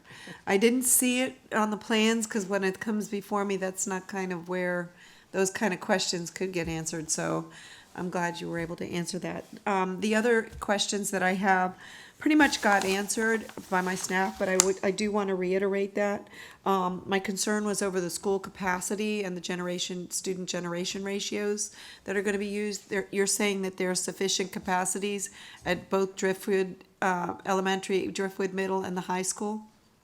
Yes, as part of the application, we were required to submit an application to the school board where they review the project, the number of units, the unit breakdown in terms of number of bedrooms, and the projected enrollments over the next 5 years and well into the project, and they have confirmed that there's sufficient capacity. Okay, because I know in some of our schools, especially the ones out west, we are maxed out of capacity, and sometimes at 120% already. So I wouldn't want to overcrowd the schools even more when we're going to be starting to domino some of our boundaries even more east. So Understood. thank you for that. The other concern I have was the inclusionary zoning. I know that many of us had worked for the goals of trying to put in affordable housing and attainable housing, specifically for our teachers, nurses, police, and fire, and I see that you're doing in lieu of it's 15% or 188 units, which would be required, I guess, and now you're going to be paying in lieu of in each building. Paying the amount as it gets permitted, I guess. No, at CO. Could you or would you be marketing to, say, our police or fire and make it an effort, since it's the town of Davie, to make sure they get an opportunity, and some of our teachers and nurses can get an opportunity to, take advantage of these studio or 1, 2, 3 bedrooms? I think we can certainly work with the town to market the units in order to, address that concern. Local, try to get local. And I did see that there are a number of transit along the way, not only just, many of you know, not just today and what we have already along the TOC, which goes from Broward north and south on 441, but what's being proposed in the future in the next 10 years. So I believe that the housing that we're looking for is just this. This is exactly, maybe it's coming a little bit sooner than we thought it would. It's like a big gasp, here it is. But this is what I know the intention was all along when we started to plan for the transit-oriented corridor and the densities to be included along there. So I am respectful of that. I looked at the design variances that are being requested, and I personally don't have a big problem with these variances. I don't know about my colleagues, but I see that there are 3 sections that'll be talked about. So if you could explain those just briefly. I read it, I think I got it, but I want to make sure. Sure. The first is along the western buffer, where a mixed-use or commercial project abuts a residential existing development. There's a 20-foot buffer that is required. We are requesting to decrease that landscape buffer to 10 feet from 20 feet. And essentially, although there is a commercial component to the project, those areas are predominantly focused along the roadways and internal to the site, and it is mostly a residential development. Also, we are understanding that it's hopeful that in the future and the town regulations encourage that infill redevelopment. So, we're hopeful in the future that that area will be redeveloped with something that is compatible and in line with what the TOC envisions. The second 2 are really related to the build-to-line requirements and the setbacks. And essentially, there are certain streetscape sections that are described in the TOC zoning regulations. So for example, we need to have, I believe, like a 20-foot walkway area with landscape areas as well. But in contrast, the setback needs to be at the property line. So where FDOT is only requiring a certain dedication, we still need to provide adequate sidewalks. So our setback is not at the property line. In order to accomplish that streetscape design, it's pushed back more internal to the site. So that's really the focus of the other design variations. There's also on the streetscape plan internal roadways that divide the property. I don't know that when the plan was created, I think back in 2005, that it was envisioned that this would be one unified site. So we're requesting relief from those internal roadways that would otherwise split up the property. Okay, and then lastly, I'm going to talk about the drainage. With regard to the drainage, it's underground storage vaults. That's correct. One of the questions that I had was, where does it go when it fills up? And I was told that it would possibly go into the state road drainage system, so. Mayor, council members, good evening. Frank Stewart, Flint Engineering, representative. I live at 9205 Southern Orchard Road in Davie. Yes, you are correct. We do have. Yes. My neighbor. Yes. How are you, sir? Very good. Good evening. Yes, we do have a proposed connection to the Griffin Road drainage connection within the DOT. It's a current connection that the plaza enjoys now that we plan to request the DOT maintain as far as the future development is concerned. Okay, you don't think that any other, I guess, to try to move the water out? I was just concerned, here we are at a 1,000-year storm we had, but, not that that would happen, hopefully never. But what would we do if you move it to the road's saturated, full, and where does it go then? I mean, the underground system, obviously, and it's piped out into the canal systems. How would yours drain into that and then still compete with It the would be drainage? equalized. I mean, you're talking about pouring a bunch of water into a box at this point. So Right. it's going to equalize and just raise. There's no place for it to actually go out, just as the situation was in Broward and Fort Lauderdale at the time. So Exactly. it's a freak storm that happened, and hopefully it won't occur again for 1,000 years, unlike it did previously. But right now, the system is designed to meet the criteria of the district. Of a 25 years. 100-year storm, actually. 100 year, Yeah. okay. So our floor elevations are designed to meet the 100-year flood elevation.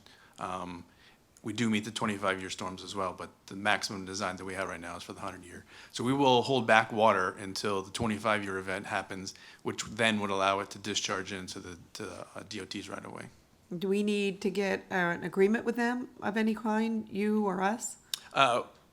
We're does going to that work work? with them when we go through the permitting process, but again, we've got a grandfathered in case where there's a existing connection, so we're looking to maintain the same connection going forward with the future design. I understand. Thank you. Well, those were my questions. I saw the traffic study and looked at that as well. And, you know, like I said earlier, with all the additional transit options and opportunities we have along the corridor in the future too, it's not going to change from level E to level E. So there you have it. All right, that concludes my questions, Mayor. Thank you.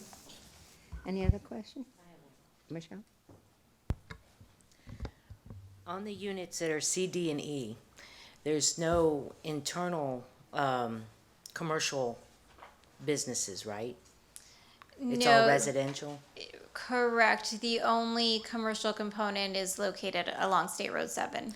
Okay, so on C, D, and E, is it a gated? All from the A, B buildings? There's no gate along the internal roadways, if that's what you're asking. I'm not sure. But yeah, no, there's no gate. Okay, so if you enter off of Griffin Road, can you exit off to State Road 7? Yes. Okay. That's all I got. Okay. I want to thank Councilmember Starkey. She asked two of the questions. I had the same question. I'd just like to know the three phases. How long do you feel it will take you to complete? What's your time element on, let's say, phase one? Probably be. So phase 1 we're anticipating will take about 2 years. And then I think we're looking to start phase 2 immediately thereafter. And I assume it will also take about, that one will only take about 1 year. Sorry, we're going to start in 1 year. Oh, okay. Apologies. Thank you. I have this thing about palm trees. Is it possible to exchange some of the palm trees for shade trees? Depends on where they're located. I know sometimes. Right. Robert Jackson with landscape architecture firm EDSA, 1512 East Broward Boulevard, Fort Lauderdale. So we're meeting the code minimum with shade trees, and so the intention with the palm trees there, it's more so for the monumental, the design aspect of it. And most of these are really large palm trees, date palms, so they will be providing shade. It's not necessarily the shade I was thinking of, but the palm trees don't help us with the carbon monoxide. It's the shade trees that do that. I'd like to see at least some of those replaced. How many of them do you have? I think there's a little under 30 palm trees. Yeah. I'd like to slash that in half. Understood. We'll take a look at that. Yeah, I'll put that in the motion. Yeah, we can certainly work with staff and take a second look at that. Okay. Now, board recommendations, which will include also that the developers maintain Bahia sod during construction phases to lessen impacts on neighbors. Yes. Did you agree with that? We do. Them? And then the other thing was partially what Councilmember Starkey was talking about. They wanted to consider, they wanted us to reconsider the acceptance of a dollar amount to the Affordable Housing Fund instead of a set aside. So what we're asking then is so some of the units to actually be affordable, correct? Is that what you were alluding to? I understood that our goal usually is, but in this case, they're not doing that, but, so I said at the same, if they could market it to our police, fire, teachers, and nurses and make an effort to market to them, at least, Well, how are they gonna market it to them availability. if it's not affordable? it will be market rate for one studios, ones and two bedrooms. Those are market rates at the time. I know market rate is market rate. We don't know what it'll be then. You know, real estate fluctuates, as you know, but I just believe if you're gonna put a studio or a one bedroom, two bedroom, that, you know, I think our beginning police and fire and some of our beginning teachers and nurses can afford it on those studio one and twos. These are rental units. So, ideally, we're gonna have to look a little harder now that we're gonna have funding, building up our affordable trust fund in the town as to where we might want to encourage some development of affordable housing. Perhaps another Habitat Village could be looked into at some point in time. And maybe look at some other options if we have some, because this is going to be going into phases and different phases, A, B, and C buildings, all, and E, D, they all pay into the trust fund from here. So for the next probably 10 years, we'll start getting more and more funding into the Affordable Trust.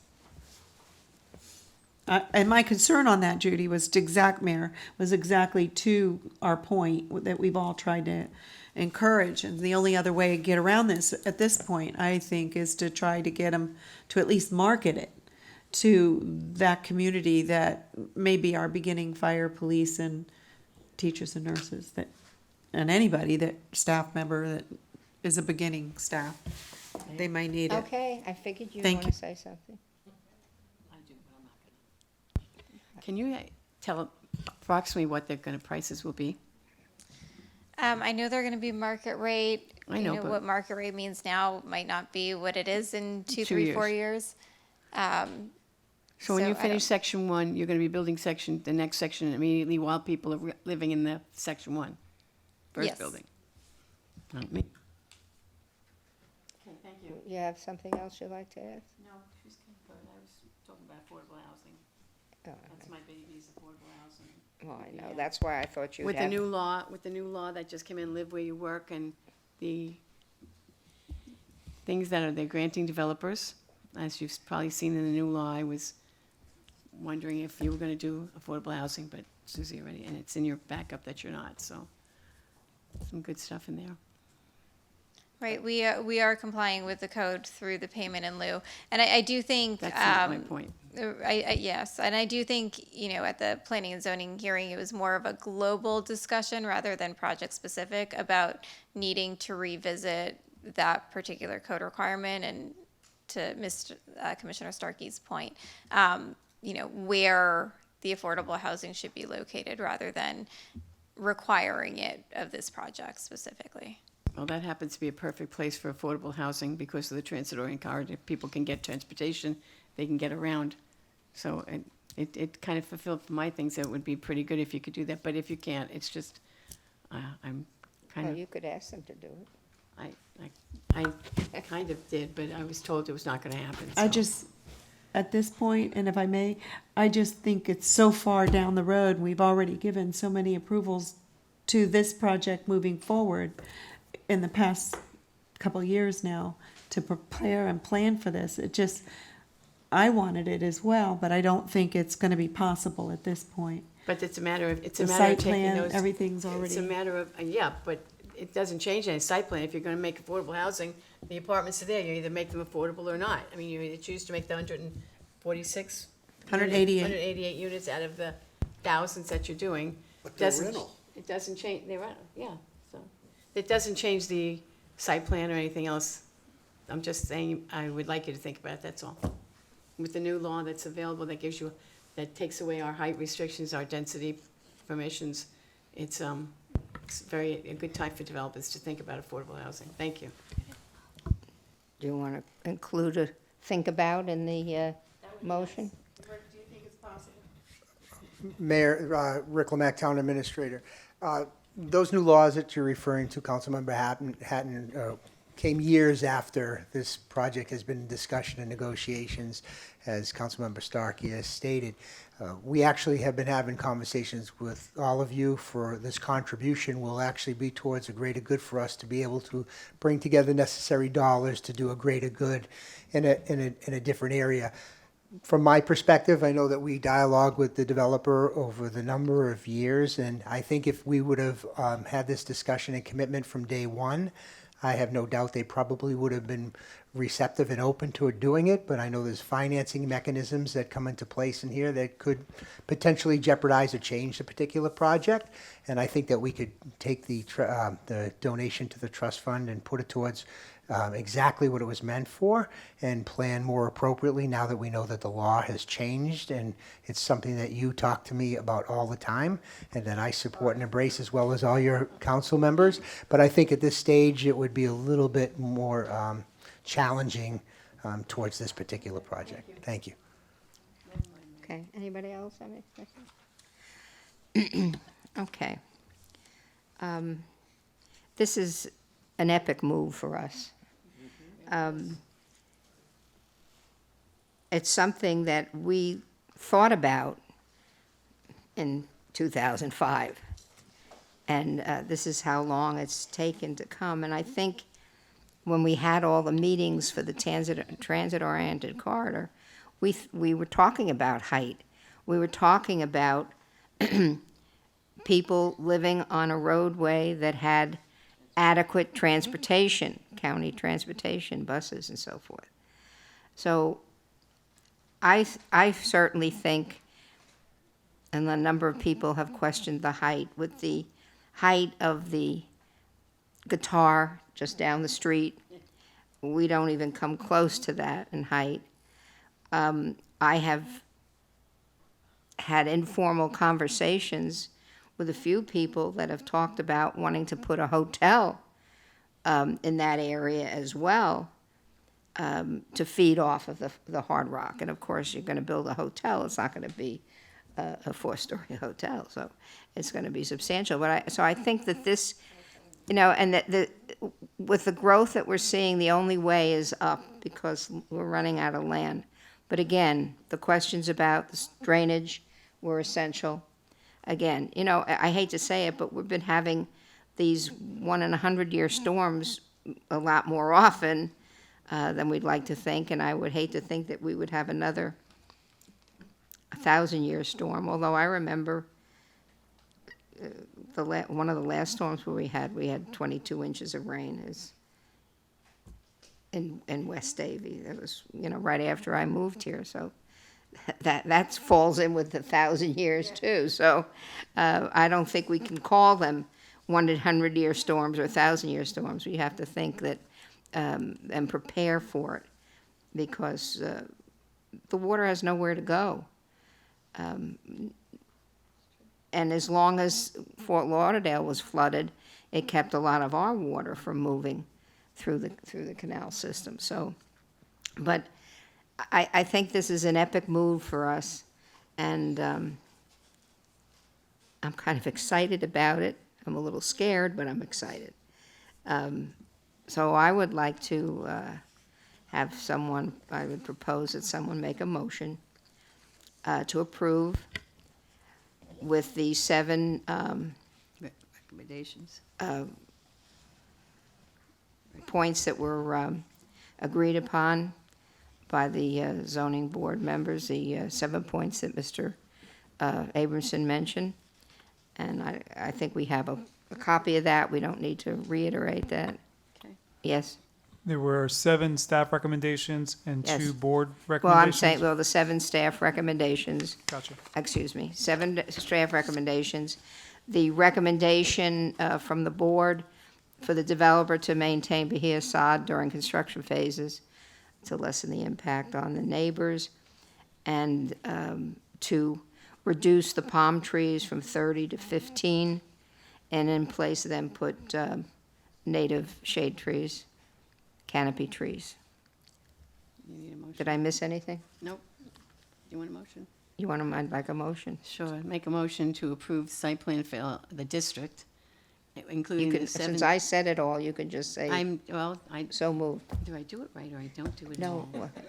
I get yelled But- at when I don't do it right. Well, but- With everything you approved, everything you said, let's approve it. I suggest a motion to approve. Sisters, you know? Is there a second? Second it, Mayor. Roll call, please. Mayor Paul? Yes. Councilmember Hatton? Yes. Councilmember Starkey? Yes. Vice Mayor Lewis? Yes. Councilmember Whitman? Yes. Motion passes. Thank you. Great, thank you very much, and thank you also to your amazing staff and administration who have worked hours and hours and hours with us to get Years. us to this They're point. good. I mean, years and Years. almost They're decades at this good. point. We appreciate it. Thank you. Thank you very much. Thank you. Whew. Exactly. Move on to the public hearing. Number 23 is a resolution, capital improvements program. Mr. Weinthal, would you read the resolution by title? please? Yes, Mayor.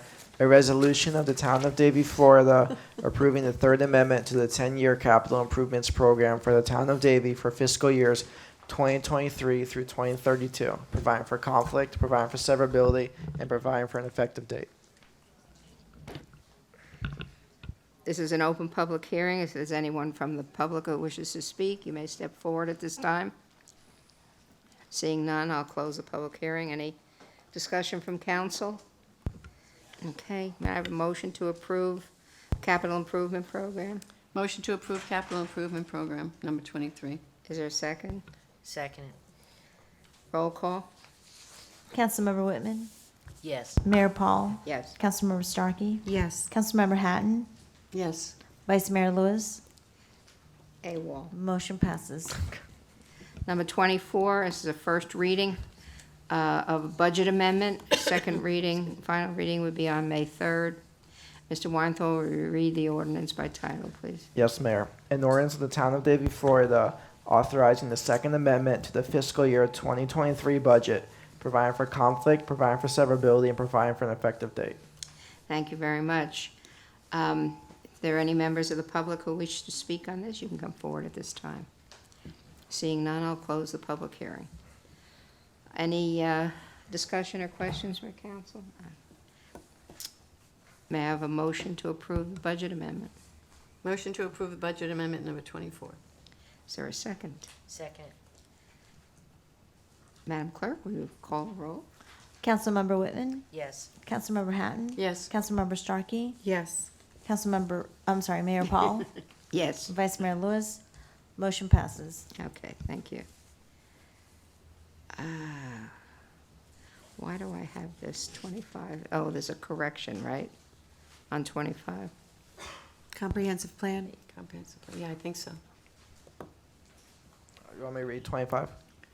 Was there a Huh? Yeah. correction? I don't remember what I did with it. Wasn't that, is a corrected copy? Yeah, it was just one word, I think it was.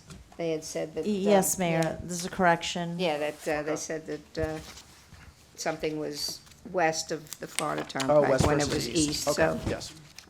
That's the thing. So, this is also a first reading, and as we, you read the, Mr. Weinthal, you read the title, please. Yes, Mayor. An ordinance of the Town of Davie, Florida, amending policy 13.1-3 in the plan implementation section of the future land use element of the Town of Davie Comprehensive Plan, providing for conflict, providing for severability, and providing for an effective date. Thank you. This is a public hearing, and anybody wishes to speak, come forward at this time. Seeing none, close the public hearing. Motion to approve well- number 25, comprehensive I plan. have to ask you if you have Amendment? any questions for, Anybody? I'm just kidding. Okay. What you're going to do is make a motion to approve the corrected correction, copy. yeah. Thank you. That was what I was going to finish. Okay. Did you say it? I'll say it again. Okay. Motion to approve number 25, comprehensive plan amendment as corrected. Second. Roll call? Vice Mayor Lewis, Councilmember Starkey, Yes. Mayor Paul, Yes. Councilmember Hatton. Yes. Councilmember Whitman. Yes. Motion passes. Thank you. This is vacation of right-of-way, number 26. Do you want me to? Somebody, I heard somebody moan, so I was just, I thought it was. This is the second and final reading.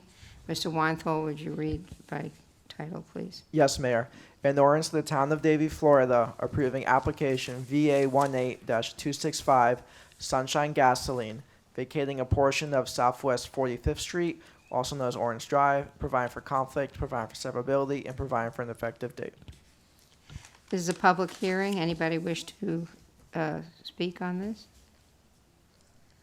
Seeing none, I'll close the public hearing. Was the quasi waived on this? Yes, Mayor, quasi is waived. Okay, thank you. Anybody have any questions? Somebody like to make a motion? Motion to approve vacation of right-of-way, number 26. Is there a second? Second? Roll call? Councilmember Starkey, Yes. Vice Mayor Lewis, Mayor Paul, No. Councilmember Whitman. Yes. Councilmember Hatton. Yes. Motion passes. Thank you. Wow, that ends the public hearings. We go into appointments, committee and board appointments. I don't think we have any, but we do have 2 openings on the Planning and Zoning Board.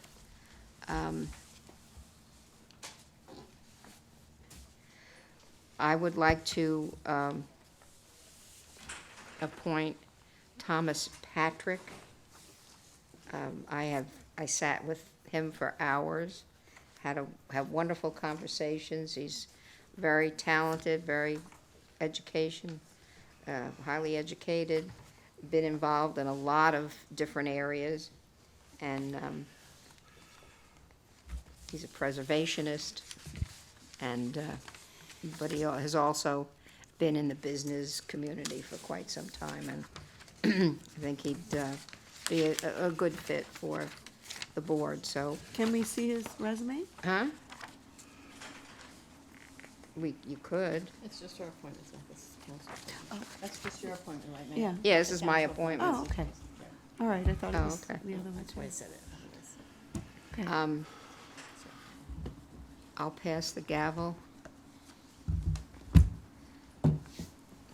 May I make a motion to approve Thomas Patrick as my choice for Planning and Zoning Board? Second.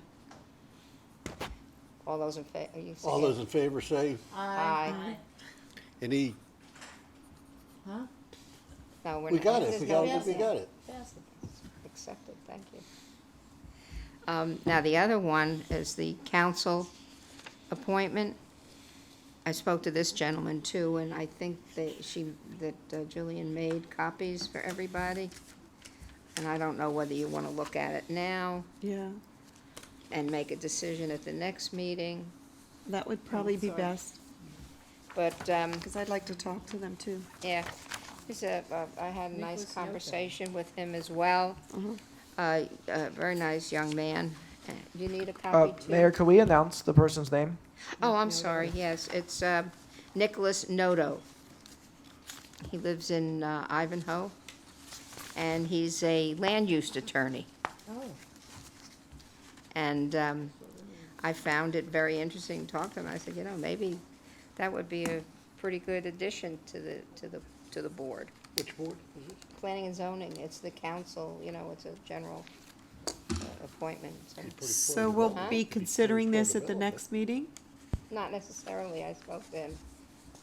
Judy? What? Ms. Starkey has I'm some sorry, questions. I guess I was asking Evelyn that we will be considering this one at the next meeting. Well, you also have, just so you Because I want to know, meet him. There are some Tonight- others too. well, Oh, tonight's okay. agenda, what's in front of you is the renewal for the entire board. It comes in Okay. front of you. So you have your respective appointments, which Right. they're all interested in serving, so, which you have to go vote. Right. Make your motion for each one of them But as with well. this consideration of the open at-large seat that we would all be voting on, I'd like an opportunity to talk to him. Right, sure. Absolutely. Yeah, and we'll consider that at the next Next meeting? meeting. But Yes. everybody else, yes. Yes. And if you want to look at it, there are a few other applications that came in, you might want to look at Okay, as well. yeah, that would be nice. Thank you. But I was very impressed with the young man, and I asked him about if this would mean that he would be pro-development. He said he believes in smart development, it's got to be the right place, the right time, so. Sounds good. And the reason he Looks moved good. out west because it was open. It looks good. It's interesting. Okay. So if you want to talk to him. Yeah, I'd like to. And get the others Lives in out your to us district. too. He lives in your district. I know. Thank you. Okay. And moving on. So we need to take each of the other members as well? Yes, Mayor. We need to vote on the other members, is that what Yeah, you're would saying? each of you like to make a Yes. motion to Make a motion either to reapprove or whatever? Do we do them all at once? Do we have to do them separately? You have to do them separately. I make a motion to reappoint Casey Lee as my representative on planning and zoning. I'll second that. All those in favor say aye. Aye. Any opposed? Thank you. Susan? I can't pull it up right now. I don't know why it just went dead. Oh, there, yeah, and I have Sorry, it there. just- No, I knew. Just make a motion to reappoint Mike Crowley. I did speak to him. He is interested in serving again. Yeah, they got it here, they took it. Yeah. Second. All those in favor say aye. Aye. Any opposed? That's unanimous. Thank you. Vice Mayor? Well, I'd like to go ahead and reappoint Kendi Armis. She's been on there and working hard on it. I'll second it. All those in favor? All those in favor say aye. Aye. Any opposed? That's unanimous. Thank you. Lisa Alfred? Michelle? Oh, Yeah, I'll I'm get to sorry. that I'm one. sorry. You have a good appointee on there. Dave I'd like Donzella. to reappoint David Donzella. Very good. Second that. And there's a second, right? All those in favor say aye. Aye. Any opposed?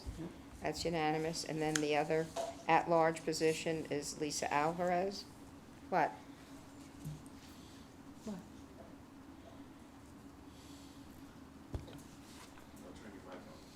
Turn it on? It's off. Oh, you want it on, I'm sorry. Why? I wasn't gonna say anything, but. Sorry. Go ahead. Anybody, would someone like to make a motion? Make a motion of Elisa Alvarez be reappointed to the planning and zoning. Second. All those in favor say aye. Aye. Any opposed? Thank you. That's unanimous. Thank Great. you. Mazel tov. Mazel tov. We also have the Broward League of Cities, Director alternate and second alternate. I'd like to entertain a motion that we accept all previous appointees as listed. Second.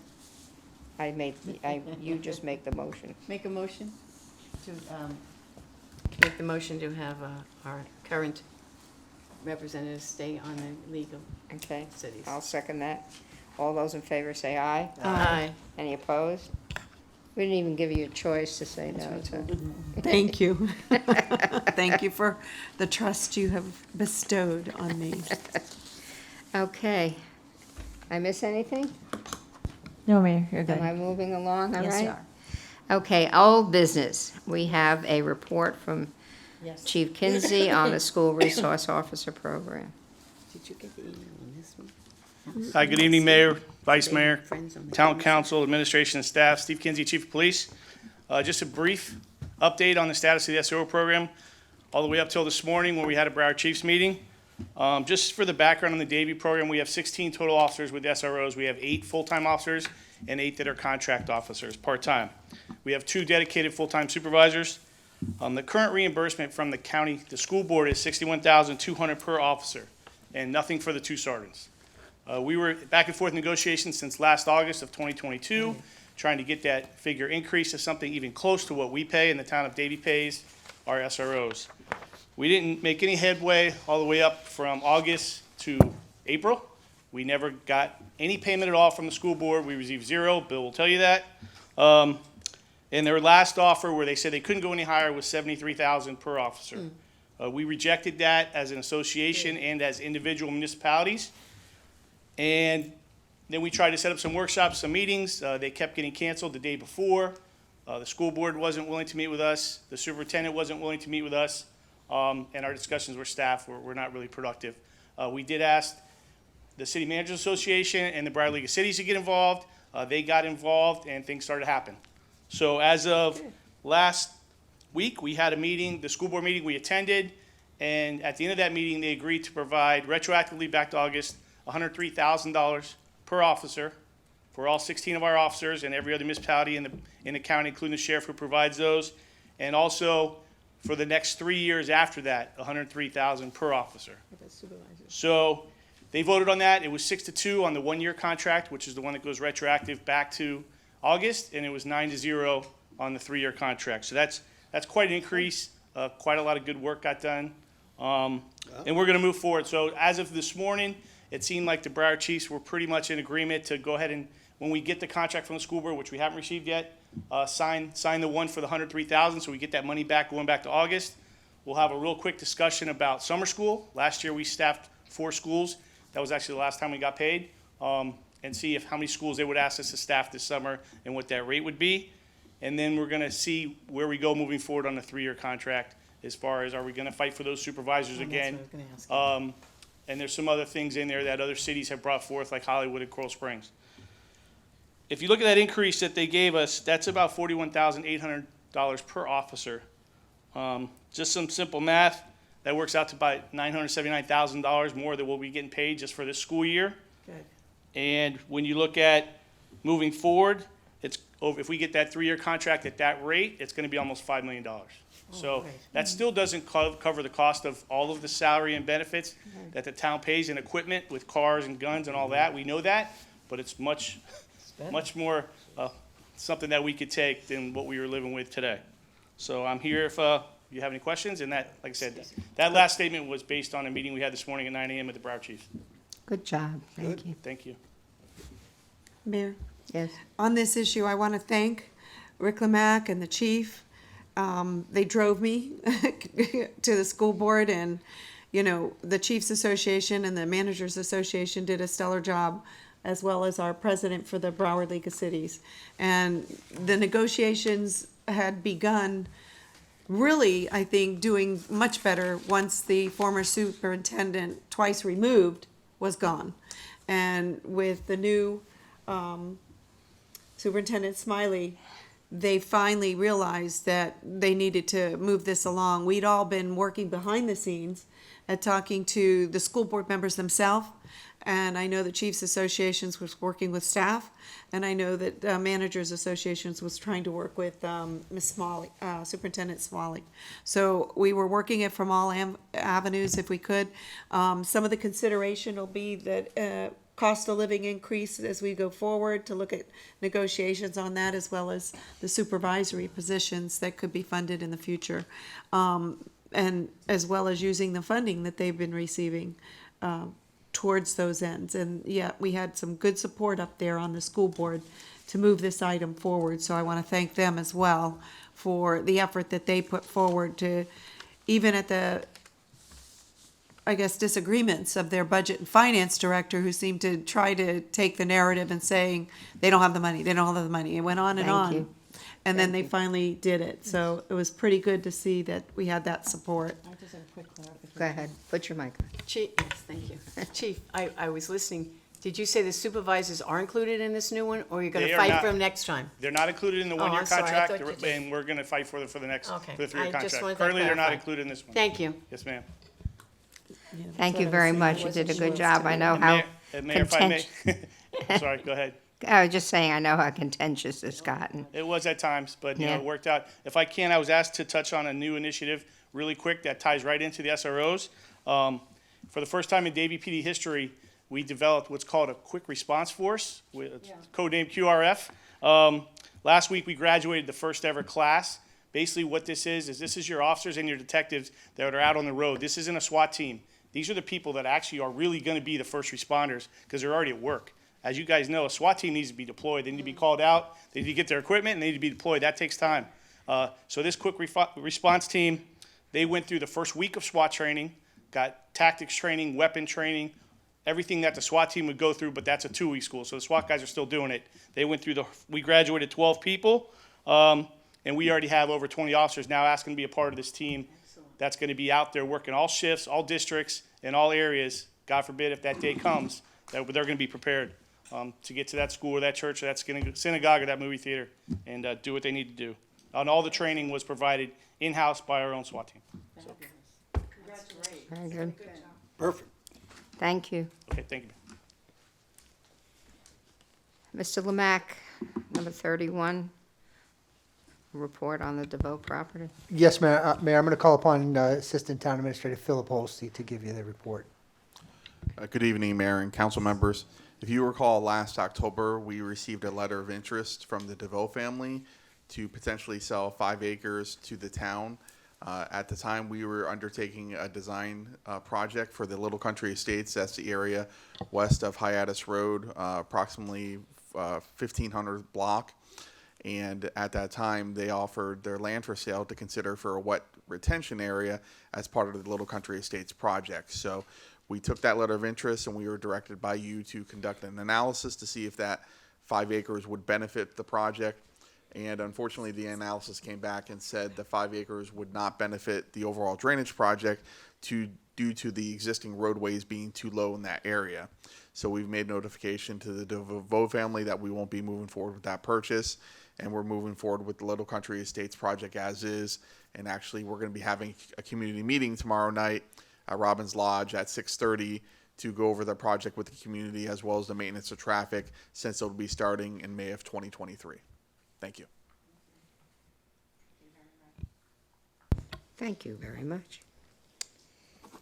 Let's see, Mr. Weinthal, this is a biggie. Yes, this is.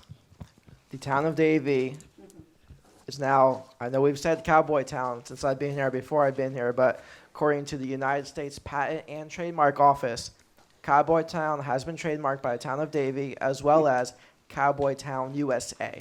So both those trademarks are ours, and no one can use it without our permission. Wow. Excellent. How about the song, if it's Cowboy Town, do they have to get permission to? They would, yes. That's great, thank you. That's exciting. Okay. You just read about the meetings, I don't have to go through that. I'm gonna try to do my stuff real fast. I had mentioned this earlier when the kids were here, but I'd like to just mention again, I'd like to have Hawks Bluff and Nova Middle School, their congressional debate team, and then the robotics from Hawks Bluff, when they get back from their competitions, to do some sort of a recognition for them at the council meeting, okay? Give them certificates and give them some honors, okay? I'm working on, we have a World War II vet who will be 100 in October, and he comes to the Veterans Breakfast, and was all excited because I had presented, because he was a Davie resident, I had presented him at one of the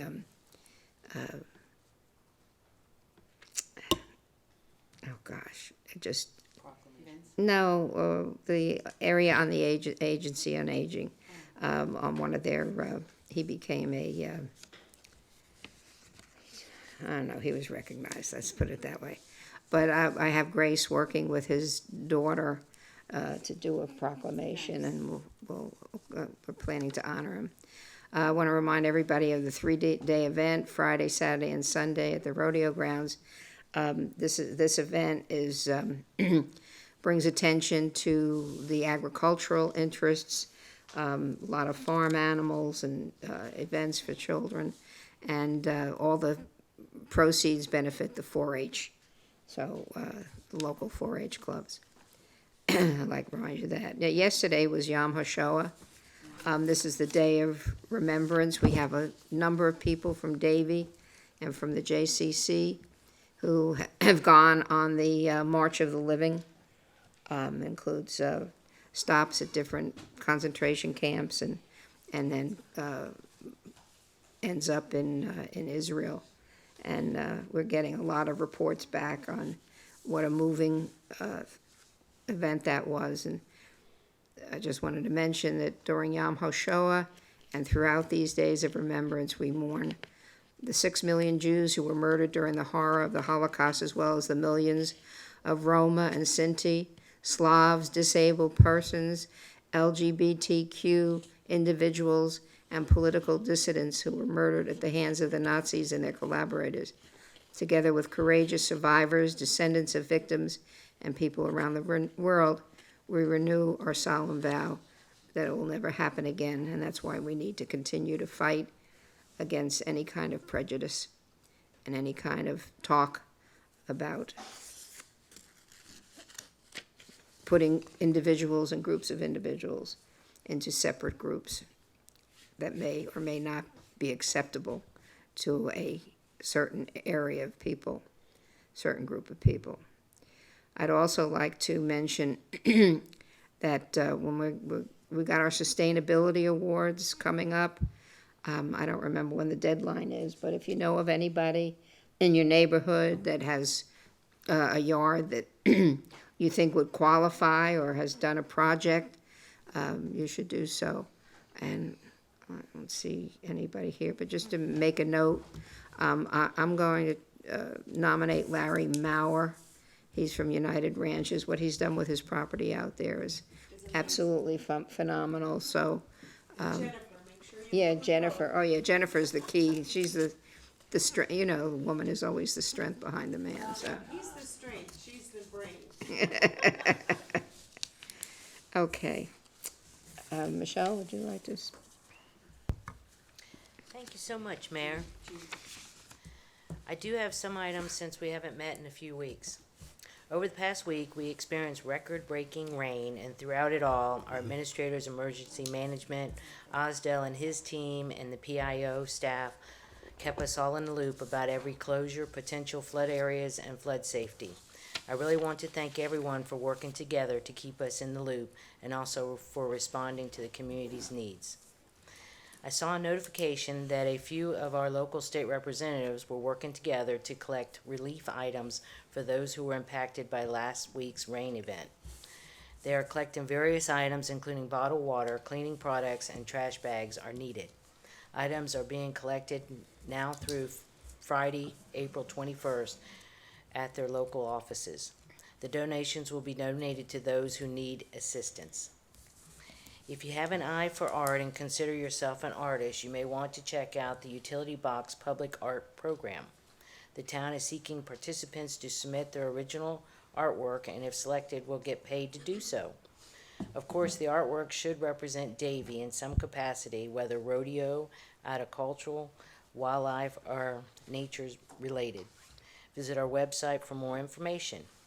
I want to thank our police department for hosting such a wonderful police memorial service yesterday. Don't forget, we already have the community forum scheduled. The first meetings will take place on May 1st and May 2nd. Visit our website for more information.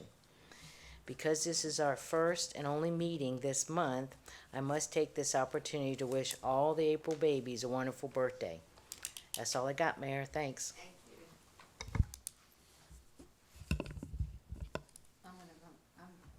I'm going to come back. I have something else to do. Don't forget about me. Huh? I won't. I just had this to do, and I decided I was going to do it at the end, but then I thought maybe I would do it first. Following Hurricane Ian, the town of Davie deployed 4 teams to assist our neighbors in Southwest Florida with relief efforts. Each team included 9 police personnel and 1 fire personnel. The teams provided support to the local agencies, assisting in marine patrols, evacuations, and other law enforcement patrols. Our first team deployed on October 3rd. New teams rotated every Monday through October 30th.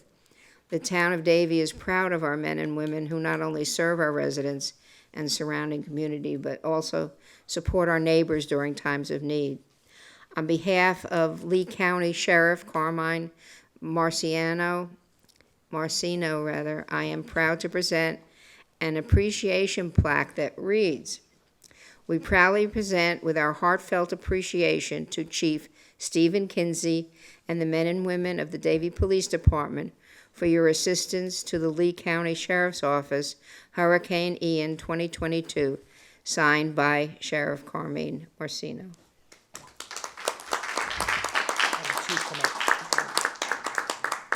Chief, would you come on up to the podium?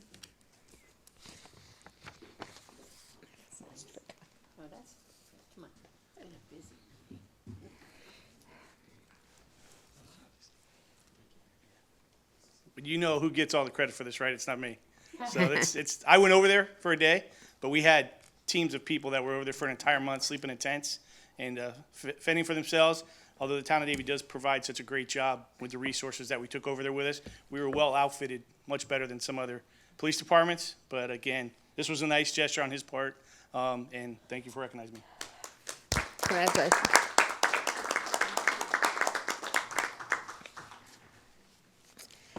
Vice Mayor, you're up. Excuse me. Thank you, Mayor. Let me start off by saying the town of Davie is inviting residents that live in the neighborhood located west of Hiatus Road, south of Southwest 14th Place, and north of Southwest 22nd Court to an informational community meeting where upcoming drainage project information and anticipated road closures will be discussed. This meeting will take place this Thursday, April 20th, 2023 at 6:30 p.m. at Robbins Lodge, 4005 South Hiatus Road, Davie, Florida. The Public Works Department distributed this meeting notice to the residents who live in the community. Project construction is scheduled to start at the beginning of May 2023. I hope those that live in that area will go to this meeting. After we just had this last flood, I'm being inundated with calls and people ask me what we're going to do and when are we going to do anything. And this is a good chance for everyone to be informed on what's happening on that. And I got to give props to Osdell and your crew. I know where my property was. My horse and donkey were on my back porch. It's the only dry place on my property. And every time I turned around, there was Osdell or someone from the town running around and working out there to make sure everything worked. And, I can't say enough good things for the effort and the hard work that y'all did to help everyone through that. And it's been an interesting time. I know it just seemed like recently we were all together at the here at the park for the Easter eggs, and had a wonderful event there. Got to see some gorgeous kids. It's worth coming out to see that if you've never been, just to see some really fun, good-looking kids. I always enjoy that, and that reminds me that there's an old saying that you should sing like no one's listening and dance like no one's watching. Well, when you dance, you got to be careful, because if the Mayor Judy Paul is there, she's going to put you on the internet. I've still never seen it, but I still am having people call me talking to me about a dancing because somebody took pictures and put it on the internet. So you got to be careful when you dance like nobody's watching and somebody's around with her iPhone. It was so, it was fun. But we had a good time, and I say that in all love and jest because we had a good time, and that was fun. But I still haven't seen it, but people are still commenting on it. I'll show it to you tonight if you want. But anyways, I think that about does it. Thank you. Councilmember Patton? My turn. Yes, I've got it. I just, to our staff, you're fantastic, all of you, putting up with everything you had to put up with this flood, and the fire department rescuing people all the time, getting the messages how you out there rescuing people, and Osdale, and Jeff, and you guys have to be exhausted. I'm sorry, you just have to be tired from all the work you've been doing. So I give you kudos for that. Easter egg hunt was great, and that's about all I have on that, but I have a very special tonight. I'm very, very, very excited about this. Chief, could you come to the podium, please? Again? This is a great segue into the nice thing that he just got the plaque. Yeah. Hi, come on up. It's good, really, you're not in trouble. That's good. It's like going to the principal's office. Those pictures weren't posted on you. I was not dancing with Marlon, I promise you. Oh, thank goodness. Something came across Facebook, and I do watch a lot of Facebook and just to see what's going on. And something came across Facebook, and it was Chief. It was our chief, and I was so excited. And he was with a group of kids in a school, and it just thrilled me because as a former teacher, to know that you would take the time out and do that and go to the school and meet with the kids and stuff. And then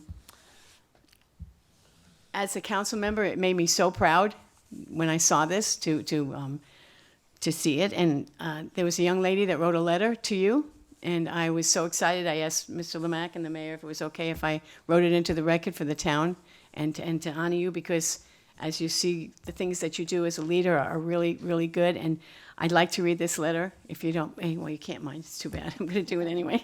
Okay. Dear Mr. Kinsey, I am a sixth grader from the school next to your department, Indian Ridge. We had a project in which we would send a letter to a person who we are very thankful for, so I chose you. For us, it's the second quarter, and our teacher made us watch the TED Talk in Creative Arts. So this assignment basically started from a video about a man who thanked every single person that helped him make his morning coffee. She then decided for us to write down about the TED Talk. I decided to make my mark on someone who helps this town be safe, and not just a random person, a person with a good heart who protects people. I decided not to do any random department, but a station that I knew and felt comfortable with, their service. On the march of finding a police officer, I decided to find a person with a good status for helping his community. And then, bam, it was you. I'm very mean, and I am very, and I mean it, grateful for your service in Davie. I also have a father who helps to keep people protected. He is a firefighter, so I recognize and feel safe in your service. I know it's hard and however, people as strong as you always make it through. I believe people who do actions like you hold up this world, and I wouldn't be able to know what would happen if they never existed. I have never opened my eyes to see how many generous and brave people that protect and serve just this city alone. Sincerely, Valeria Real. I believe it's Real. I can't read it. So I was so excited. All night I've been waiting to do this. So I'm so proud of you and our department and our fire department. But this letter, it just hit me so well, and I wanted it to be read into the record, and I know you have a copy of it, and you've seen it, and just the idea that you went over and acknowledged the letter and saw her in her class, that was really great, so I thank you for that. No, personally. thank you very much. She it. was a very sweet little girl. And yes, the copy of the letter is actually up in my office. Oh, that's good. Thank you. Thank you. I was right. Thank you, Chief. You want to round us out, Susan? Sure, and my kudos again. I want to thank staff for all the wonderful work they did during PIO with the storm updates, and thank you for that. I want to thank Gosdell with the reports that you gave. You and your staff were out there and constantly doing surveys of what the different areas that needed assistance and the storm water and so forth that was going on. The work you did was exemplary. So thank you very much. I mean, we were all stressed to the max with this, and I thank you. Chiefs, both of you here, you guys did a stellar job as well. I mean, under those conditions, it was pretty scary. I mean, the winds kicked up really higher than I remember the last hurricane even. We had tornadoes watches constantly going off all night long, I remember, all day long, and my kids were stressed and calling me and saying, Mom, are you okay? And I'm saying, are you okay? So neighbors back and forth calling each other and calling me, calling them to make sure they're okay because they were home alone. So I can't thank you all enough. I really mean it. It just shows what a great town we have. And we were very lucky that we didn't get hit as bad as some of the other cities have. I have friends in the other cities that had been underwater 4 feet, water in their homes. They've lost a lot. Thank goodness they can rebuild themselves, but some of them may not. I don't know. It's going to be tough on them. So I'm glad to hear that Michelle mentioned that there's going to be efforts around Broward County to help them along, because some of them, as we saw on the news, don't even have insurance. Also, I'd like to see if we can get a better coordination. I mentioned it to Rick Lamack, but I'm going to say it out loud. Better coordination. We used to have a really better coordination with the departments whenever there was anything, significant that we all want to celebrate or participate in. And we would always coordinate that with administration to make sure that council would be available to attend these activities or events. They're pretty important for us. We want to make sure that we're there to recognize the staff that you're all recognizing. So in the future, whenever you have those opportunities, please make sure you coordinate with administration and make sure we're going to be able to be there, because I don't want to miss these opportunities. We're so proud of you. The Relay for Life team, wow, you guys did it. You nailed it. You got to your goal. And I so look forward to this Saturday, and I will be out there to help out as best I can. And I look forward to it because it does mean a lot to me with the Relay for Life. I've been doing the Relay for Life for Davie, Cooper City, as it was back then, since 2000. So we've continued to have it, except the time when we couldn't have it during the pandemic. So I want to thank the town and town staff for everything they're doing to promote that as well. So I appreciate that. And lastly, the legislative session. I don't know what to say about that. If I seem jumpy, irritable, or crabby, just look at the legislation Less said is that's better. coming our way. It's not cool. And, vacation rentals was being heard yesterday. We've got the business, the building permit issue that was also being heard, the Form 6 that's also being heard this week, and there's only the beginning. Some of these bills are going to be flying next week because it's almost getting to the end of session, so they're going to load it up. And we need to have every one of us work hard to make sure our elected officials at the House and Senate both understand how we feel from the town of Davie and as electeds representing our constituents back home. So the vacation rentals is obviously a big deal for all of us, and it doesn't go near enough to protect our community from vacation rental people just coming and going transient. So thank you for allowing me to work on these issues, but we all need to work on them together. So thank you for that. That's all I got to say. Thank you, everybody. Thank you. In relationship to the rain event, I was talking to an engineer who works in a number of communities, and he said, I think Davie is one of the best because you have been proactive. And it could have been a lot worse, but he said, we have done things that have improved, and we're continuing to do so. But he said that he was very proud of Davie because of all of the efforts that we've made to help our residents. So I just wanted to congratulate you and staff on that. And with that saying, I notice we still have a lot of standing water in the park. Have we called mosquito control? As I know they're probably going to concentrate on the east. But, we've got those mosquito dunks. When I have puddles at home, I just throw them in there. They're not harmful to the birds or anything like that. Maybe you should get some mosquito dunks and throw them in those little lakes that we have around. Huh? They don't go in the pool. But you could, I guess. But so it's just a suggestion. Mr. Lamack? Mayor, both your What?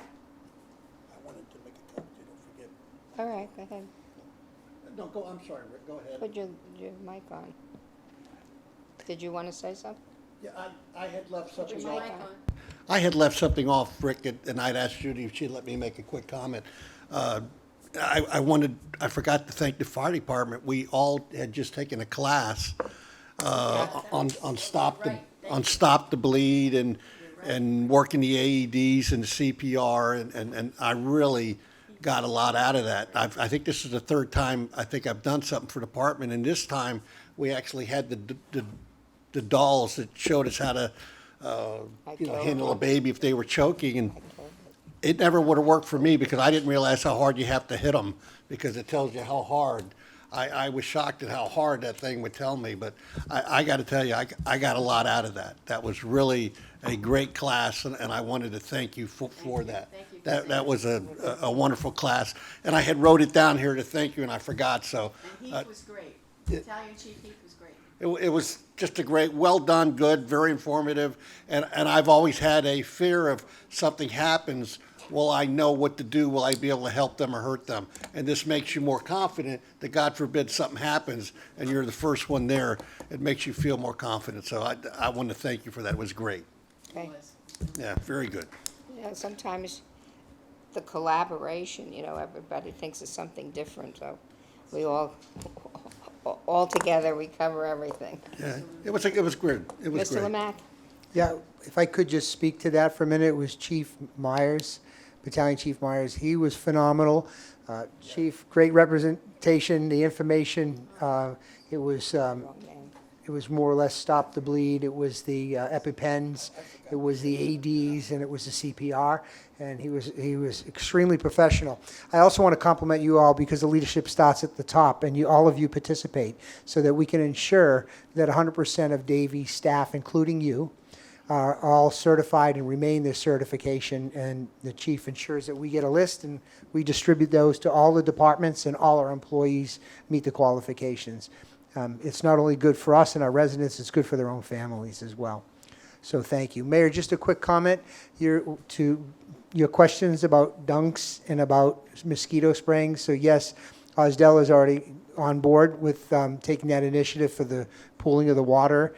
And of course, won't surprise you, but Leona Henry is always in contact, and she has already corresponded that to the county for mosquito control. So both those initiatives are in play. Thank you. And that's all I have. Thank you. Great.